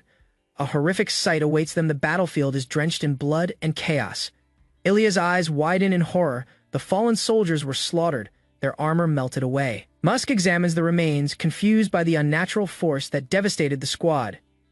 Ilya immediately issues a command to head toward the southern flare. Next, they gallop across the field with urgency, dust trailing their advance. Arriving too late again, they find another squad dead. No survivors remain. As panic rises, a knight urges immediate movement to the next signal location. Yurin unexpectedly stops them, warning that moving now could be dangerous. Ilya stares at him, startled by his serious tone and unwavering certainty. Amid the chaos, Yurin assesses the battlefield, noticing orcs picking off isolated soldiers without resistance. Believing a regroup is critical, he proposes launching a signal flare to halt the operation. Instead of listening, Ilya snaps, accusing him of worsening the situation. A wave of familiarity hits Yurin, recalling this exact moment from the original storyline. Without hesitation, the armored soldier harshly scolds him, insisting that he knows nothing about real combat, mid-outburst. The man is suddenly struck and thrown from his horse, causing immediate alarm. Staring firmly at Ilya, Yurin demands she understand her limits and start observing properly. On the ground, the wounded soldier submits, while Yurin prepares to take control of the moment. Ilya stays silent, remembering how ignoring this advice once led to devastating consequences. Yurin reminds her to analyze wisely before acting, pressing her to make the right call. A moment later, Ilya admits her error. She failed to remain calm in a critical moment. With urgency, she orders a blue flare fired and commands the troops to regroup immediately. A bright signal explodes in the sky, capturing the attention of scattered allies. Soldiers begin converging beneath the twilight, responding swiftly to the new command. Yurin receives quiet praise, his actions having shifted the course without claiming credit. His companion excitedly predicts a large regrouping, assuming soldiers will arrive after the flare was fired. Instead, Yurin reveals that Karuta likely intercepted the scattered forces before they could retreat. Shocked by the revelation, the man realizes that most reinforcements might never reach them. Without delay, Yurin urges the group to prepare for immediate battle. Warning of approaching danger, panic spreads as troops scramble and run. Unable to contain their fear in the chaos, a bloodied soldier desperately returns, shouting warnings and begging everyone to flee before it's too late. Confused by the panic, Ilya questions the commotion while distant footsteps echo across the field. Suddenly, a massive group of green-skinned orcs charges in, overwhelming the scene with sheer numbers. Muscles rippling and blades drawn, the orcs close in, roaring with fury as they advance. Fear grips Ilya's squad as they realize the enemy's numbers far exceed expectations. With guilt in her voice, Ilya apologizes to Yurin, blaming herself for the looming danger. Despite her panic, Yurin calmly assures her they won't fall here and steps forward. Calling out to Agnes, Yurin signals the start of their hidden strategy. Raising his hand, he activates a powerful technique they had trained in secret. Electric bursts explode from his palm, launching iron bullets and striking the enemy with deadly precision. Yurin hurls an explosive toward the orc horde, the detonation sending shockwaves through the battlefield. The blast lands with precision, engulfing several enemies in flame as others scatter in confusion. Amid the smoke, he calmly lowers his hand while the enemy formation begins to collapse. A second explosive returns to Yurin's grasp. Enhanced by Agnes's support ability once more, he unleashes destructive force, obliterating orcs caught in its radius with magical precision. Waves of energy tear through enemy ranks, reducing their numbers with overwhelming power. Ilya watches in awe and confusion, demanding to know what Yurin had just used. He casually names it Black Iron Explosion, but delays further explanation. Re-energized, Ilya shouts to the soldiers, rallying them to press the advantage. With renewed spirit, Ilya commands her troops to strike while the enemy is disoriented. The squad charges across the field, overwhelming orcs that remain standing. Steel clashes with muscle as the counterattack begins in full force. Suddenly, a red figure descends, effortlessly crushing an orc with terrifying might. The surrounding monsters hesitate, startled by this new arrival's overwhelming aura. Lilia's eyes widen in shock as she questions the true identity of the intruder. A towering red orc steps forward, his immense body dwarfing the others around him. Yurin stares silently, recognizing the overwhelming presence of the legendary warrior now in front of them. Karuta, feared across battlefields, finally emerges. Yurin understands that defeating him is the only way to survive. A raging aura erupted around the orc warrior as he unleashed a deafening battle cry, charging forward. Ilya and her ally attempted an assault, but the orc's brute strength repelled them instantly. Weapon raised high, the creature smashed down with immense force, forcing Ilya onto the defensive. Dodging narrowly, Ilya tried to reposition, but the orc's relentless advance gave her no time. Yurin dashed in from behind, pulling her aside while scolding her recklessness mid-retreat. Her eyes widened in horror as she spotted her fallen subordinates scattered across the ground. Facing the orc, Yurin quickly chanted his spell and launched Black Iron Explosion without hesitation. A burst of blue energy exploded on impact, engulfing the orc in smoke and fire. Despite the blast, the enemy emerged wounded but unfazed, snarling with bloodlust. Growling, the orc's thick hide remained unpierced, shrugging off the attack with terrifying ease. Realization struck Yurin this foe's body was far stronger than any normal opponent. With clenched fists, Ilya stepped forward, her fury stoked by the loss around her. Declaring vengeance, she summoned energy into her blade, her stance unwavering. She soared through the sky, descending like a meteor toward her target. The strike landed cleanly, shattering the orc's defense in a single punishing blow. Ilya's relentless attacks finally began breaking through Karuta's hardened defense, steel clashing under her sword strikes. From the rear, Yurin and the soldiers watched in awe, cheering her on with admiration. Despite being early in the timeline, Ilya's strength was already enough to pressure a boss-level enemy. Karuta roared in outrage, furious that even his armored flesh was being wounded by a human. In retaliation, he exploded with dark energy, activating aura unexpectedly and shifting the battle's balance. Caught off guard by the orc's sudden aura manipulation, Ilya struggled to keep up with his speed. A crushing blow sent Ilya crashing to the ground, echoing her defeat from the original novel. Falling hard, she groaned in pain, her sword landing several meters away as soldiers cried out. Frustration set in, she admitted defeat silently. Yurin stepped forward without hesitation, drawing the orc's attention as Ilya called out his name. With sharp precision, he hurled a dagger aimed directly at the towering foe's chest. That single throw reached its mark, forcing Karuta to momentarily retreat in shock. Karuta slashed at the dagger midair, destroying it in one clean strike before it pierced. As expected, Yurin anticipated the counter. His goal had never been to kill but to test. Now slightly injured, Karuta growled, visibly disturbed for the first time since the battle began. An explosion lit the battlefield, yet Karuta emerged from the flames mostly unharmed and still furious. A black dagger pierced him from behind, unnoticed in the chaos of the initial blast. Yurin smirked, having used the first throw as bait to expose the orc's blind spot. By targeting weak gaps in Karuta's armor, Yurin managed to wound him through sheer precision fueled by rage. The orc charged ahead, swinging with deadly force aimed straight at Yurin. Narrowly escaping, Yurin flipped backward, dodging the attack as Karuta's blade cut through air. Under pressure, Yurin maintained his distance while luring Karuta into repeated failed strikes. Instead of responding, he dodged again, drawing the orc's frustration to its peak. With expert timing, another blast hit Karuta directly, forcing him to stumble once more rather than surrender. Yurin declared his refusal to be captured so easily. Karuta's attention briefly shifted as someone appeared behind him. Realizing the danger, Yurin shouted in alarm as the orc turned back, enraged. A massive orc descends with deadly force, weapon raised to strike the helpless Ilya below.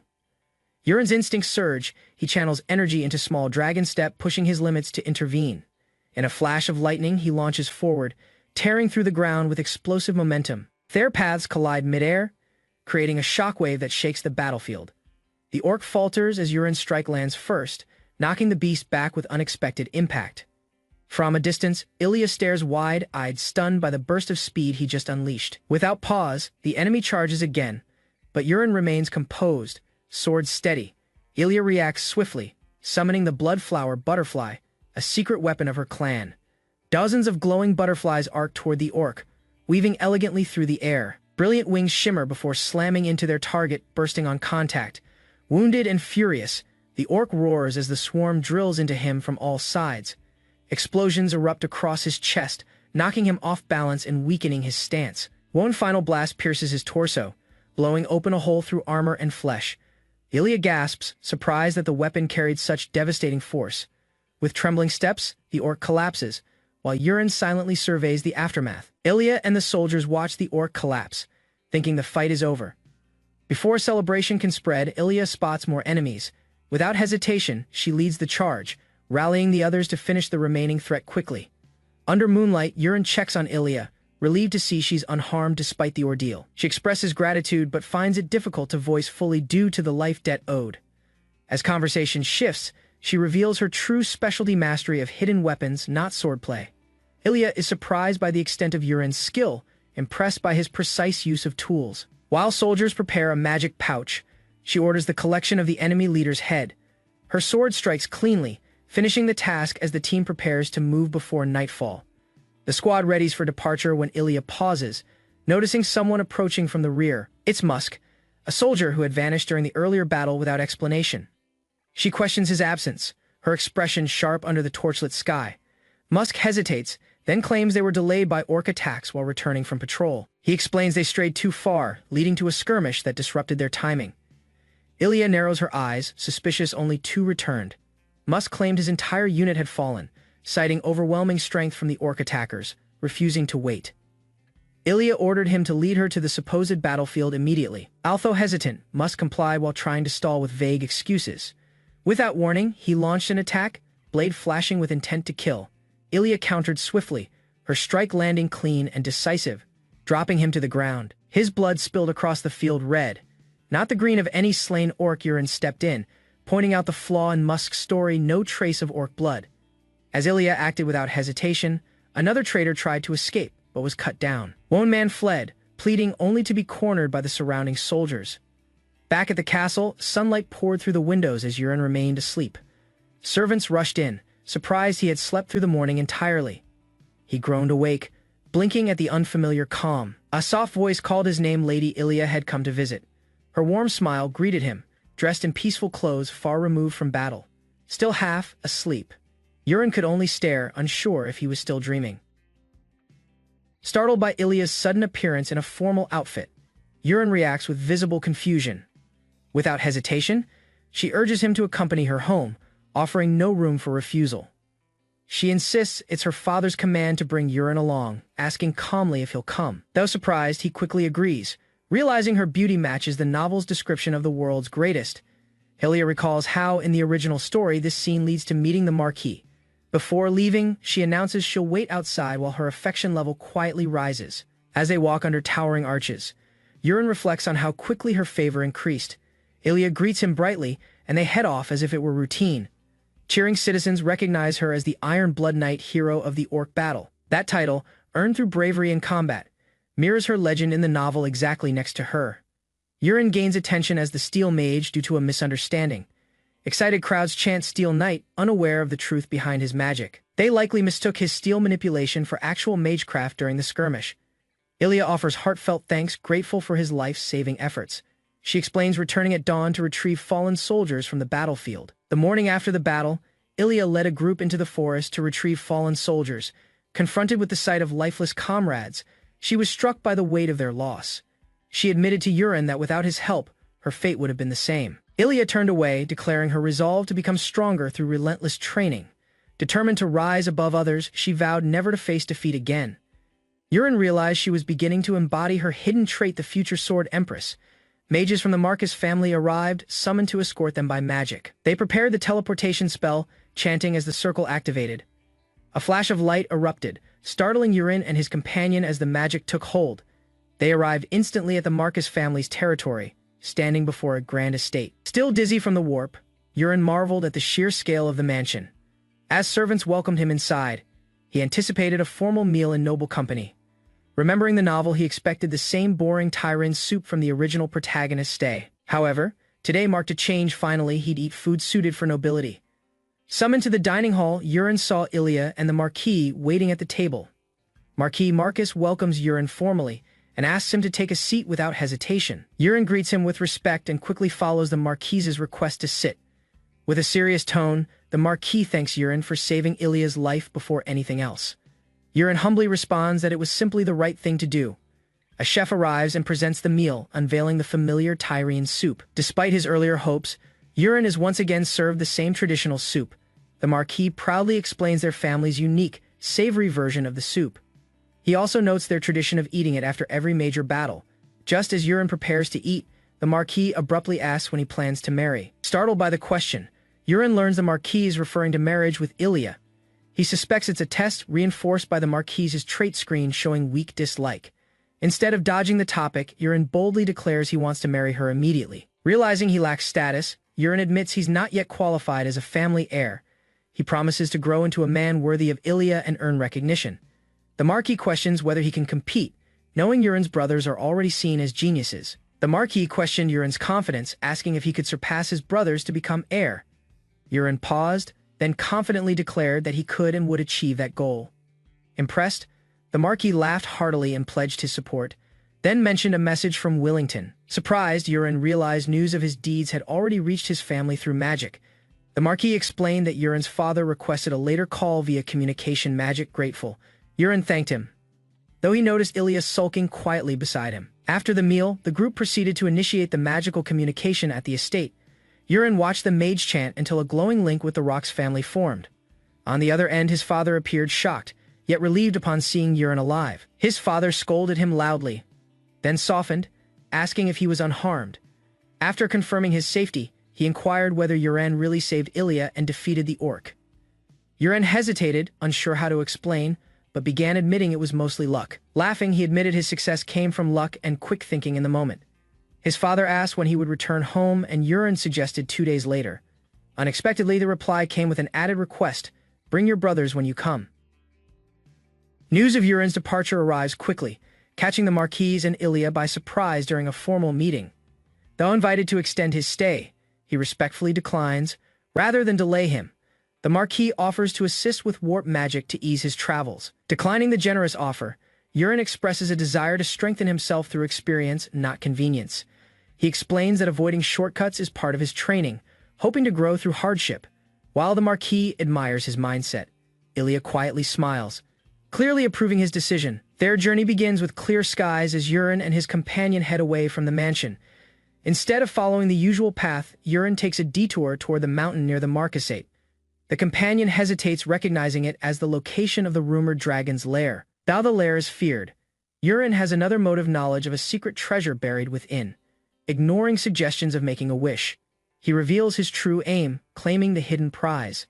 It's a reward meant for the story's hero, but Yurin intends to claim it early. Dozens gather near the cave, drawn by myths, unaware they search in the wrong place. Confidently, Yurin states that none of them will find the real treasure among the crowd. He leads them away, convinced the true secret lies beyond the mountain's outer path. Yurin navigates along a narrow path behind the mountain, eyes scanning the uneven cliff face ahead. His companion, panting from the climb, questions the effort when nothing unusual appears. But a distinct indentation catches Yurin's gaze, a shape etched like a car door handle. After confirming they're alone, he approaches the rocky surface without hesitation. Gripping the hidden latch, he pulls with practiced motion. Mimicking the action of opening a car, a hidden doorway groans open, stunning his companion into silence. Darkness spills from the passage as both step cautiously into the unknown.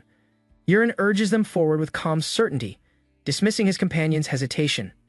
Unexpectedly, the cave interior glows softly, lit by natural minerals embedded in the walls. Crystals glimmer along the path, but Yurin warns they're rigged with lethal traps. Even a single touch could ignite the chamber into blazing fire. Death would be swift, they must move carefully. Their footsteps echo through stone halls as they bypass countless hidden dangers. Eventually, the central chamber reveals itself massive, ancient, and silent. No treasure lies in sight, only a mysterious stillness waiting to be disturbed. Without warning, Yurin asks if his companion knows what lies hidden behind the central altar. He reveals that beyond the false lair wall, he senses the presence of worshippers' prayers. Smiling, he suggests it is time to unveil the treasure they came for. Reaching under the stone structure, Yurin pulls a concealed handle with steady hands. A low rumble follows as the altar slowly reveals a hidden compartment below. Their eyes widen, piles of gleaming gold coins rest beneath the altar's surface. Yet gold isn't what excites Yurin most. Something else lies inside a velvet box. He holds up the warrior's jade, an artifact with the power of rebirth. After pocketing it, Yurin instructs his companion to gather the gold before they depart. Outside, they head toward the teleportation site near Ace Castle for the next phase. Suddenly, a dark aura stops Yurin mid-step. His senses scream danger. A cloaked woman appears, radiating a pressure he recognizes from the novel's later chapters. Stiff with shock, Yurin realizes she's far beyond his current strength. Desperation builds as her presence overwhelms him completely. Without delay, he decides he must escape, now before it is too late. A sudden shout breaks the calm as Yurin's companion urgently calls him to hurry toward Ace Castle. Instead of responding with caution, Yurin dashes forward excitedly. From a distance, a cloaked figure silently watches the group, offering no sign of intent or identity. The party safely reaches the bustling castle town as the golden sun dips behind the rooftops. Later, while alone in his room, Yurin sits deep in thought, unsettled by recent events. He reflects on the mysterious presence, disturbed that something meant for later had appeared so soon. Yurin realizes the monster seeking the divine dragon's treasure should not emerge this early in the plot. The story's progression feels off. Tired of overthinking, he impulsively chooses to consume the glowing orb without hesitation. An intense heat rushes through his body as power surges and energy flows within him. Transformation begins immediately. Lightning crackles as his form strengthens and evolves, knowing he needs strength now. Yurin pushes himself to complete the process without delay. A system message confirms that Yurin has awakened the rare and powerful heavenly martial body. This trait grants him unmatched adaptability, able to mimic any movement after just one observation. Feeling agile and renewed, he calmly greets a visitor, ready for whatever challenge awaits. Duranox exclaims that Yurin has grown taller overnight, startling the young master with his observation. Laughing nervously, Yurin brushes it off as imagination, trying to sound casual. Insisting otherwise, Duranox cites his blacksmith's precision, noting an exact growth from 178 centimeters to 182 centimeters. Internally, Yurin connects the growth to his heavenly martial body, thankful for the hidden benefits. Meanwhile, the city's teleportation center stands tall under clear skies, signaling the next phase of his journey. At the counter, Yurin confidently requests access to the warp gate, his mind focused asked about his destination. He states he's heading to the capital without pause. The attendant warns that such travel is restricted and not available to commoners. Explaining further, she cites the risk to royalty as the reason for strict entry rules. Without flinching, Yurin reveals his noble identity as the Rock's family's eldest son. Gasps ripple through the room as onlookers recognize him as the famous Steel Mage, He responds modestly, surprised by their enthusiastic reactions. Students crowd around, flooding him with technical questions about his explosive iron magic. Suddenly, a burst of magical light halts the chaos, drawing all attention. A cloaked instructor appears, apologizing on behalf of the overzealous students. Yurin steps back slightly, eyes narrowed as he questions the mysterious man's identity. The stranger calmly reveals himself as Yubion, head of Aya's castle's Magic Tower Council. Recognition dawns instantly. Yurin realizes this is a powerful character he once designed but never used.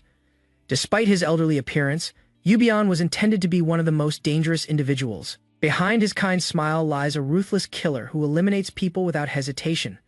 When provoked, Yurin silently curses his past self for creating such a volatile personality. Breaking the tension, Yubion offers to warp them directly without needing further procedures. With no intention to linger, Yurin accepts swiftly, keeping his unease hidden. As the portal activates, Yubion murmurs a chilling promise to meet again. Lightning strikes the tower as the teleportation sequence whisks them away in an instant. They arrive at the capital, welcomed by grandeur and shining structures. A guard politely instructs them to exit the warp room, marking their arrival complete. Astonishment fills Jironox as he gazes at the ornate buildings lining the streets. Yurin suggests upgrading his clothes using the money he provided earlier. Their path leads them to the Royal Knight Academy, impressive in both size and design. Yurin introduces himself confidently, confirming his name as the silver-haired stranger evaluates him. The man recognizes Yurin's feat of defeating an orc warrior, implying that news travels fast, rather than praise him openly. The stranger coldly concludes that Yurin must be somewhat strong. Despite his polite smile, Yurin felt uneasy about the white-haired man's overly familiar attitude. Introducing himself as Carrick Elion, the second son of a noble house, the man projected confidence. Mentioning Colin as a mutual acquaintance, Carrick earned Yurin's cautious acknowledgement. Carrick insisted on leading the way, leaving Yurin no choice but to follow in silence. Jironox received an order to stay behind. Conversation shifted as Carrick praised Lady Ilia's skill and remarked on Yurin's recent battle with an orc. Curiosity surfaced when Carrick asked if Yurin used magic, noting the lack of public knowledge about him. Though evasive, Yurin confirmed he wasn't a mage, avoiding specifics about his abilities. Carrick's smirk left Yurin uneasy, unsure if he was being evaluated or toyed with. They soon arrived at a circular training ground filled with soldiers in motion. Confused by the detour, Yurin wondered why they hadn't found Colin yet. Carrick casually asked about Colin's whereabouts, prompting more questions than answers. A soldier pointed out that Carrick had already taken Colin elsewhere, contradicting everything Yurin had heard. Realization struck Carrick had deceived him and led him away under false pretenses. Anatha revealed Yurin's true identity, Colin's older brother and hero of the orc battle lord Yurin Rox. Carrick emphasized that Yurin wasn't a mage, drawing attention from the curious trainees around him. Impressed by Yurin's physical combat style, they eagerly asked about his use of daggers and unusual techniques. With a polite smile, Carrick suggested Yurin give them a live demonstration of his abilities. Resigned to the setup, Yurin accepted, masking his annoyance behind a smirk. Carrick then selected melee, claiming his skill level was average among the gathered fighters. When questioned about weapons, Yurin calmly opted for a wooden sword instead of his usual daggers. Carrick acted surprised, noting the rumors that Yurin couldn't handle swords. From the start, the nobles had dismissed Yurin simply for being a dagger user. He focused inward, eager to test the strength of his newly enhanced martial body. With a loud shout, Malay stepped forward to begin the sparring match. Feigning confidence, he offered Yurin the first move with a mocking grin. In a sudden blur, Yurin launched forward and struck before Malay could react. The impact was immediate. Malay collapsed, stunned by the unexpected force. Shock swept through the crowd, and Carrick stood frozen in disbelief. Laughing awkwardly, Carrick blamed Malay's carelessness and called for another challenger. Rula Carrick explained that Rula was a higher-tier trainee, more skilled than Malay in combat. Unbothered, Rula dismissed the comparison and stepped forward with a smirk of confidence. Once the duel began, he lunged in swiftly, hoping to overwhelm Yurin early. From Yurin's view, Rula's speed felt sluggish. Everything around him moved unnaturally slow. He questioned if his enhanced perception was due to the heavenly martial body.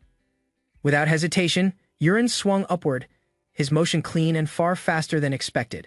The wooden blade struck Rula squarely, sending him crashing down just like Malay before. Carrick stared in disbelief, stunned by the effortless victory that repeated itself. Internally, Yurin confirmed his superiority in strength and speed, wondering about the Academy's standards. Unable to hide his frustration, Carrick stepped forward and challenged Yurin himself. Claiming to be the strongest present, he declared himself the final opponent.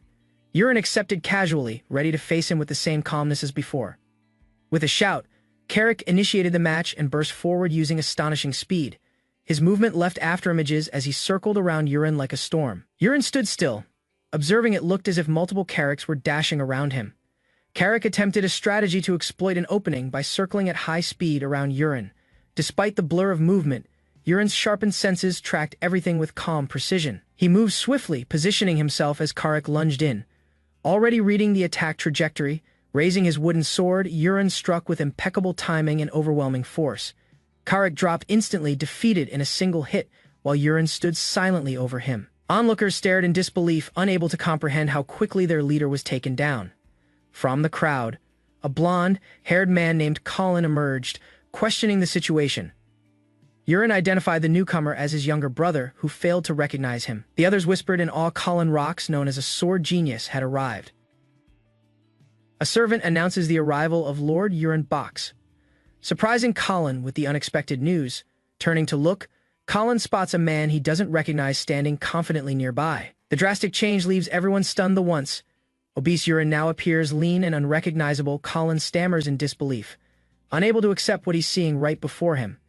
Yurin casually responds, claiming that all he did was lose weight. Thou still confused. Colin notes that Yurin also looks taller, which only deepens his shock. Two men nearby struggle to suppress laughter, whispering about something suspicious. Leaning in, one of them discreetly shares a detail that causes Colin's expression to stiffen. The idea that Yurin defeated an orc warrior now seems possible and terrifying. Yurin confirms the feat without hesitation, further challenging Colin's assumptions. In frustration, Colin lashes out, offended by his brother's informal tone. Yet, he's forced to admit that Yurin's power is beyond belief. Rather than back down, Yurin questions whether Colin plans to go all out. Infuriated, Colin declares he never saw Yurin as a true sibling. Fueled by rivalry, he prepares to fight and prove who's really stronger. Yurin proposes a bet before the fight begins, catching Colin and the bystanders off guard. Colin, provoked by the condition, agrees furiously and demands a sword in preparation. Both brothers take their positions inside the arena as onlookers gather to witness the duel. While Colin boasts about defeating others earlier, Yurin watches silently with a slight smile.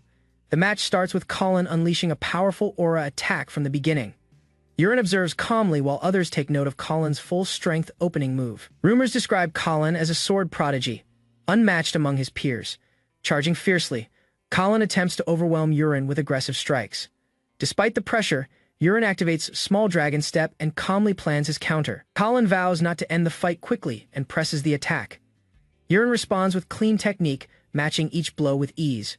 After 10 minutes, Colin is exhausted, clearly unable to keep up.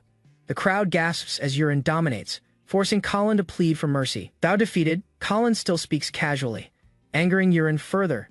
Repeated strikes finally drive Colin to tears, ending the duel in Yurin's favor.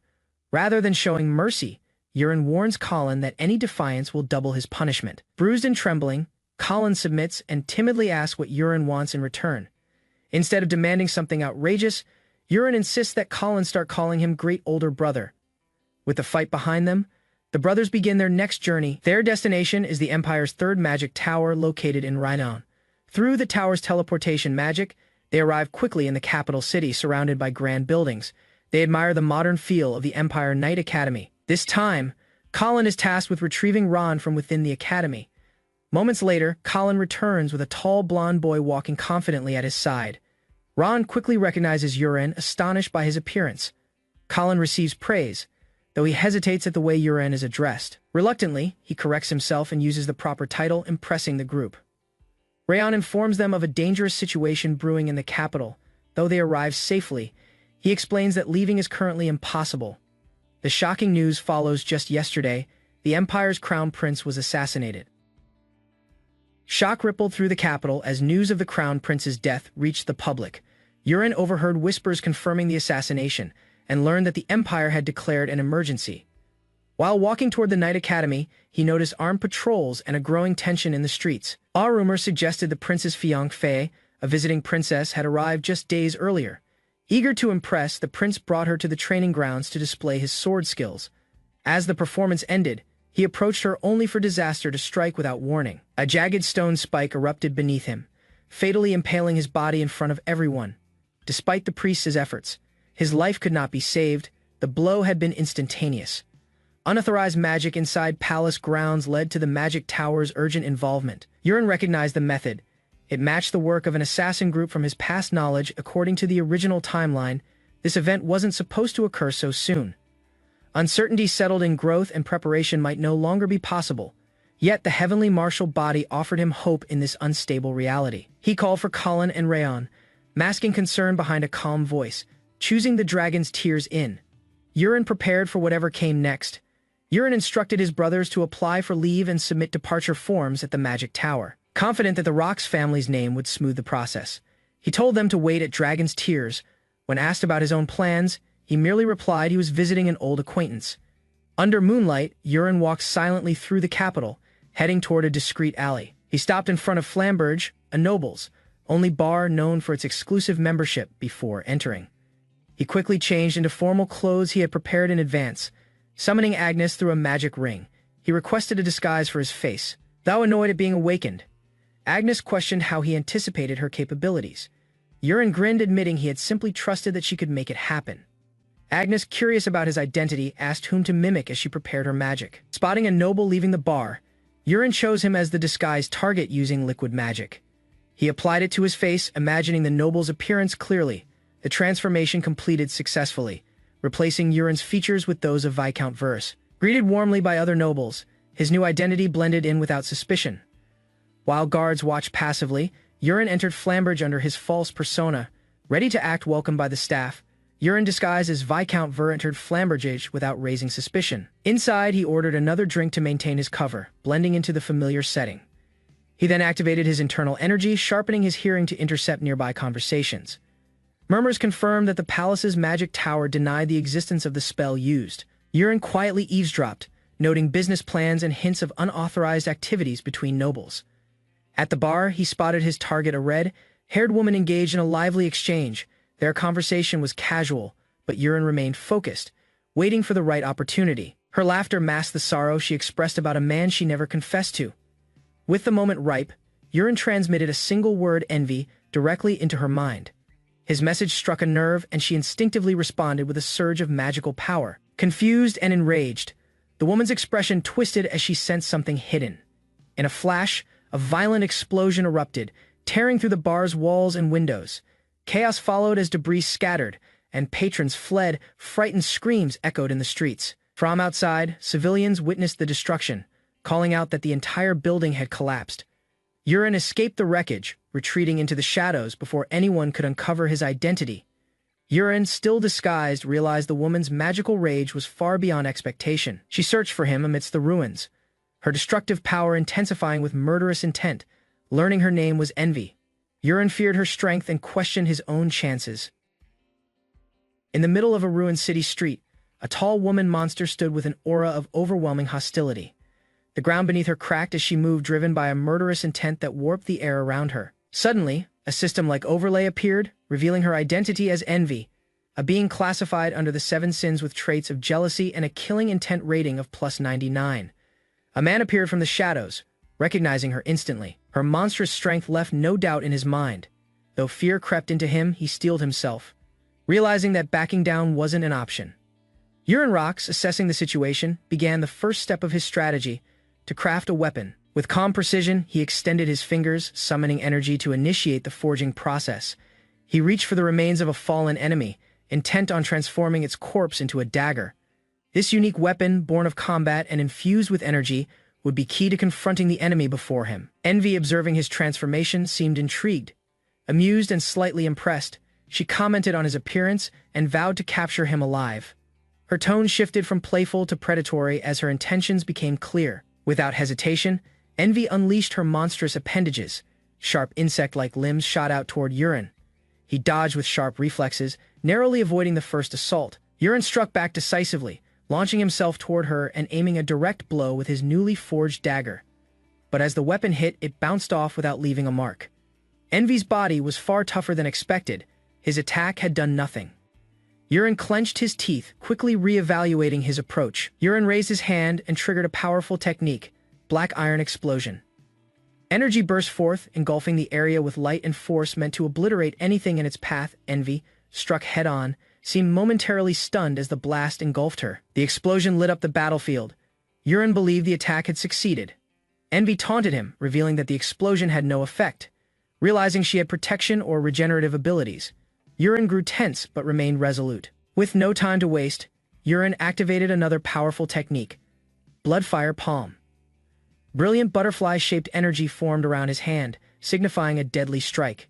He unleashed the attack in a unique form, curving shot, allowing the butterflies to maneuver unpredictably. The butterflies struck Envy with precision, slicing through space and creating trails of searing damage. It was a final, desperate move to turn the tide of battle in his favor. Yurin Rox gasped for air, his body heavy and depleted. His internal energy reserves were nearly gone, leaving him defenseless. The repeated use of powerful techniques had drained him completely. As Envy approached with monstrous limbs ready to strike, Yurin struggled to form a plan. Panic threatened to overtake him, but he knew he couldn't afford to falter. People screamed and scattered as debris filled the streets. Yurin realized the only way to prevent more casualties was to buy time. He clenched his fist, determined to hold out until the Capitol Guards arrived. Envy launched another wave of attacks, her razor-sharp limbs sweeping across the area. Several allies attempted to engage, but her strikes were merciless. Yurin dashed forward to intercept one of the attacks, but was grazed in the process. The force behind the strike sent a jolt through his body. Despite their bravery, they too were knocked back or injured. The difference in strength was too great. They couldn't land a proper hit, let alone slow Envy down. Yurin landed awkwardly among the rubble, barely managing to avoid another blow. The environment was in complete disarray, and he could no longer rely on dodging alone to survive this encounter. Realizing the risk of staying on the defensive, he drew his sword. Although not yet fully trained in sword techniques, he decided to bet everything on channeling his energy through the blade. Focusing his inner strength, he infused the weapon with energy. He abandoned stealth weapons and techniques, preparing instead for direct confrontation, hoping the raw power would be enough to pierce her defenses. Envy spotted him advancing and prepared to strike. Her confidence didn't waver as she declared his approach meaningless. But Yurin, gripping his sword tightly, surged forward without hesitation. He clashed against her stone-like limbs. Though tough, they began to show cracks. The energy-bladed sword made contact, slicing through the hardened exterior that had resisted all previous attacks. Encouraged by the damage, Yurin pressed the attack. His strikes landed faster and deeper. He smiled. For the first time, there was a real chance to win. Envy admitted he was entertaining, but she was far from finished. Her demeanor shifted from passive enjoyment to focused hostility. A twisted grin formed as she began to prepare another assault.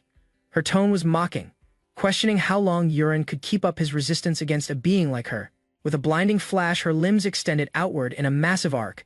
Dozens of sharp appendages closed in surrounding Yurin like a net, giving him mere seconds to react. Yurin Rox held his weapon firmly as the number of stone spears hurled toward him continued to increase. The overwhelming pressure pushed him back, and maintaining his stance became increasingly difficult.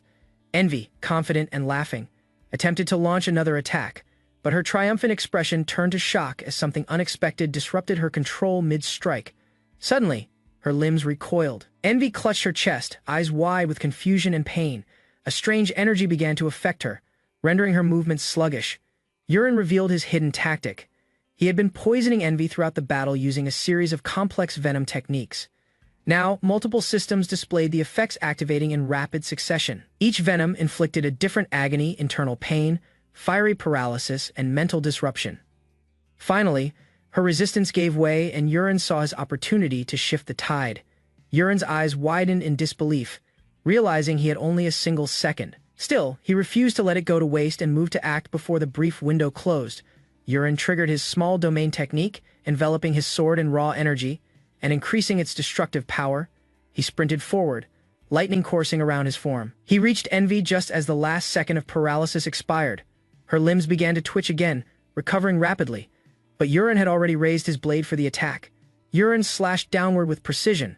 The blade tore through her outer defenses, delivering a clean strike. He didn't hesitate. He aimed to end it with one decisive blow. Capitalizing on the opening, Yurin pushed through with full strength. His energy compressed and exploded outward, enhancing his strike and breaking through her guard. Envy reeled from the blow. Her body began to react violently as the poison disrupted her internal systems. She staggered, shocked by how deeply the attack had penetrated. A massive explosion engulfed the area, triggered by the volatile mix of poison and internal energy backlash. The ground trembled and flames swallowed the spot where she stood. As the smoke cleared, Yuren stood among the ruins, sword in hand, exhausted but alert. He scanned the scene, searching for any movement. A weak smile formed on his face. He believed the battle was over. The monstrous limbs had collapsed, and silence filled the air for a brief moment. But his relief was premature. Cracks appeared in the ground, and something began to rise from the wreckage. Envy was not finished yet. Yuren froze in disbelief as the remains of Envy began to squirm. From the pool of melted flesh, something reformed, an unstable mass of hatred and rage. He instinctively took a step back, realizing the battle wasn't over yet. Blue spikes of energy erupted violently around the creature. The half-melted form twitched, then stabilized into a more grotesque version. A terrifying aura spread outward, cracking the ground and warping the air. Despite his fear, Yuren clenched his jaw and stood firm. Realizing he couldn't afford to hesitate, he shouted to himself that he would finish it. Whatever form it took, he was determined to end the threat with his own hands. A system alert appeared, warning that Envy had entered Phase 2. Yuren realized too late that he had overlooked one crucial fact. The monster had multiple evolutionary stages before death. Envy reformed with a more resilient body and a twisted new face. Her smile returned, but it was colder and sharper. Her magic surged violently, amplified by her transformation. The reborn creature towered over Yuren, her limbs longer and more vicious. Her strength and speed had increased dramatically, and the balance of the fight shifted once again in her favor. Standing before the newly evolved Envy, Yuren gritted his teeth. She calmly examined him before unleashing a flurry of rapid attacks, targeting him and his allies without pause. One comrade was struck down instantly. Envy's power now allowed her to move faster than the eye could follow. Yuren tried to track her movement, but it was nearly impossible. Despite his best efforts, he was hit. The attack cut deep, and he staggered back. Her unpredictability made every move a gamble, and he could feel the advantage slipping away. Yuren attempted to recover, dodging as best he could, but she was relentless. He realized that if this continued, he wouldn't survive the next few minutes. He pushed his body to move faster, but exhaustion slowed him. One more strike could be fatal, and he had no room for error. A final blow landed, blood splattering across the street. The screen darkened as Yuren's form was overwhelmed. Yuren reacts instantly as a sharp slash narrowly misses his face. The enemy's sudden attack catches him off guard, and blood flies as the blade grazes his cheek. He leaps backward, sword drawn, as a monstrous claw smashes down where he once stood. The force splinters the stone floor, showing the immense power of the enemy's strike. Gripping his sword tightly, Yuren curses under his breath. He knows that one mistake would have cost him his life. With the monstrous figure closing in, escape becomes his only option. Envy, the monster woman clad in jagged stone, taunts him with a wicked grin. Her twisted form lunges at him, attempting to block his escape route.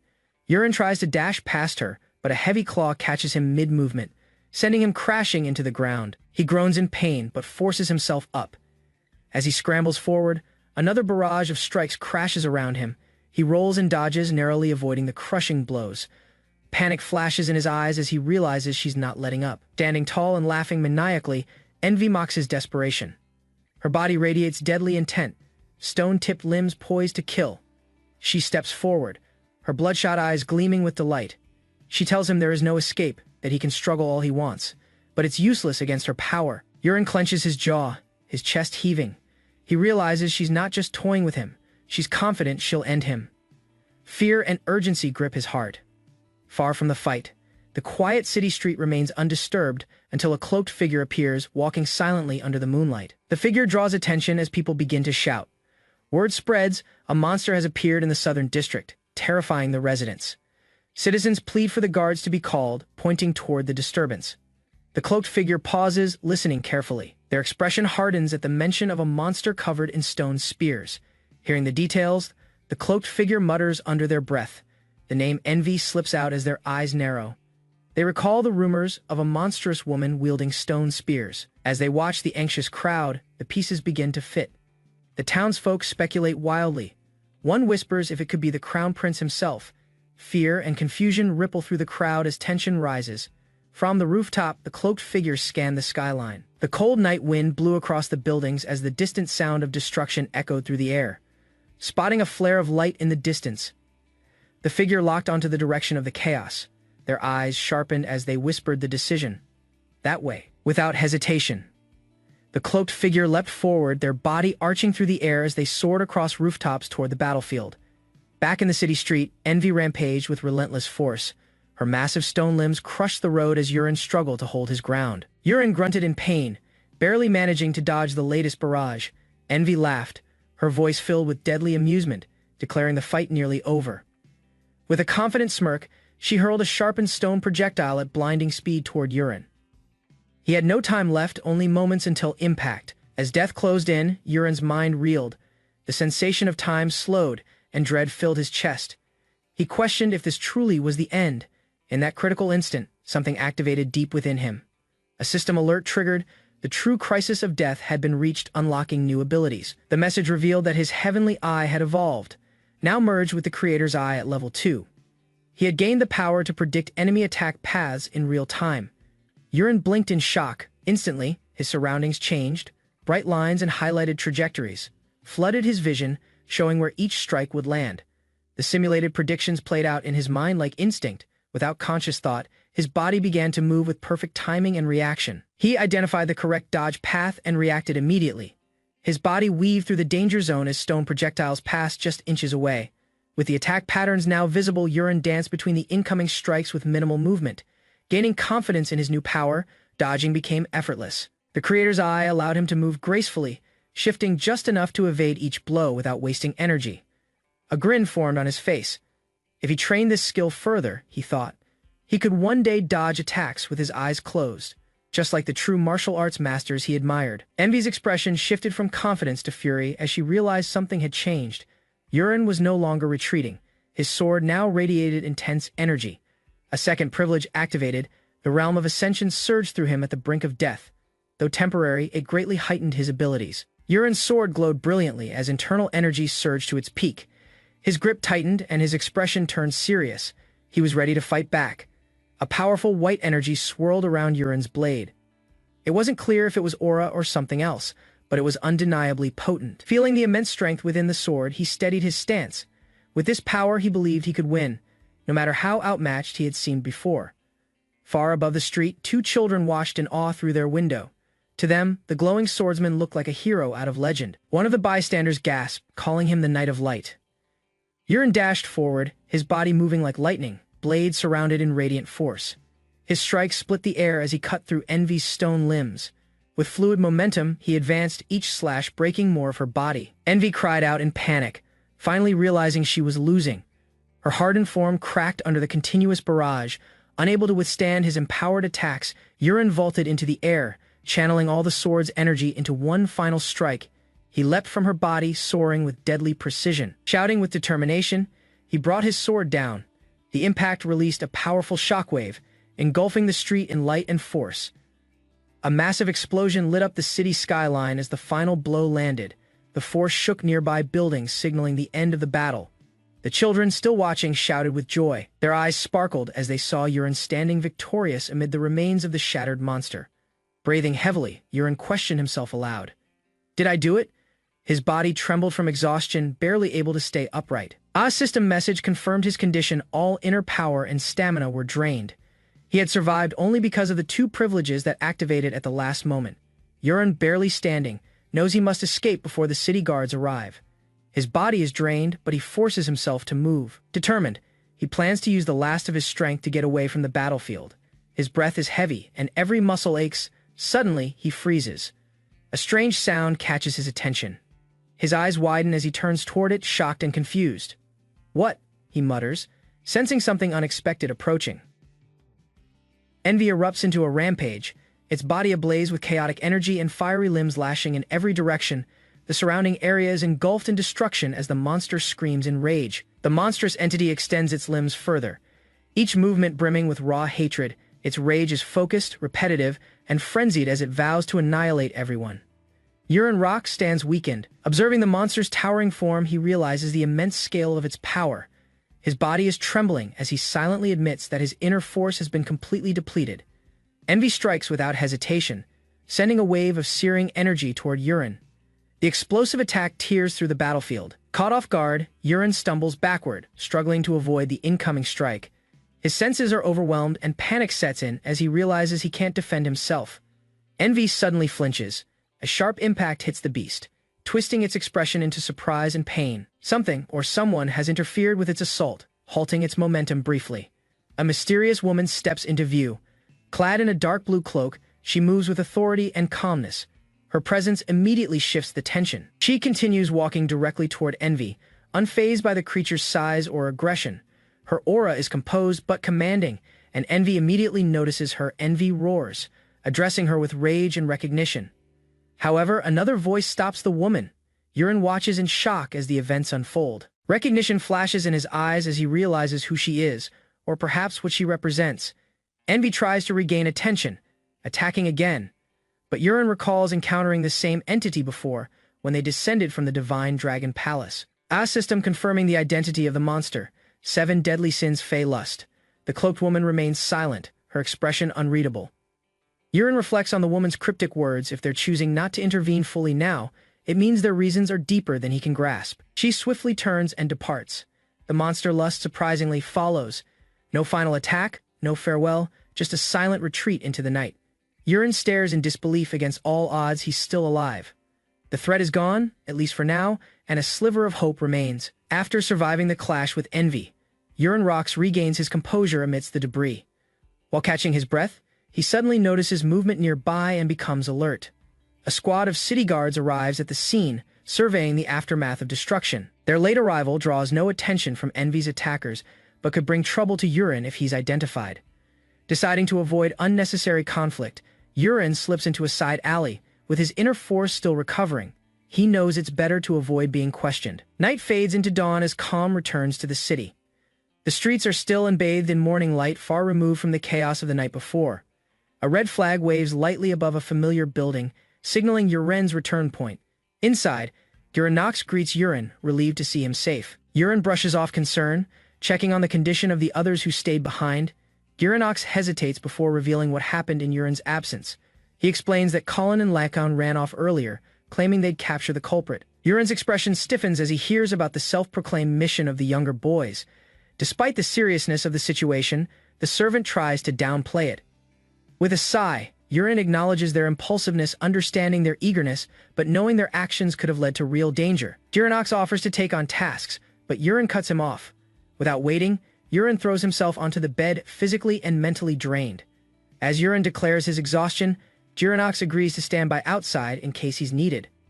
He gives Yuren space to rest. Closing his eyes briefly, Yuren reflects on the aftermath. Sleep beckons, but his mind is restless. Yuren's thoughts drift back to the fight with Envy. Though brutal, it pushed his body to evolve, raising his poison scripture technique to the 4th star yet.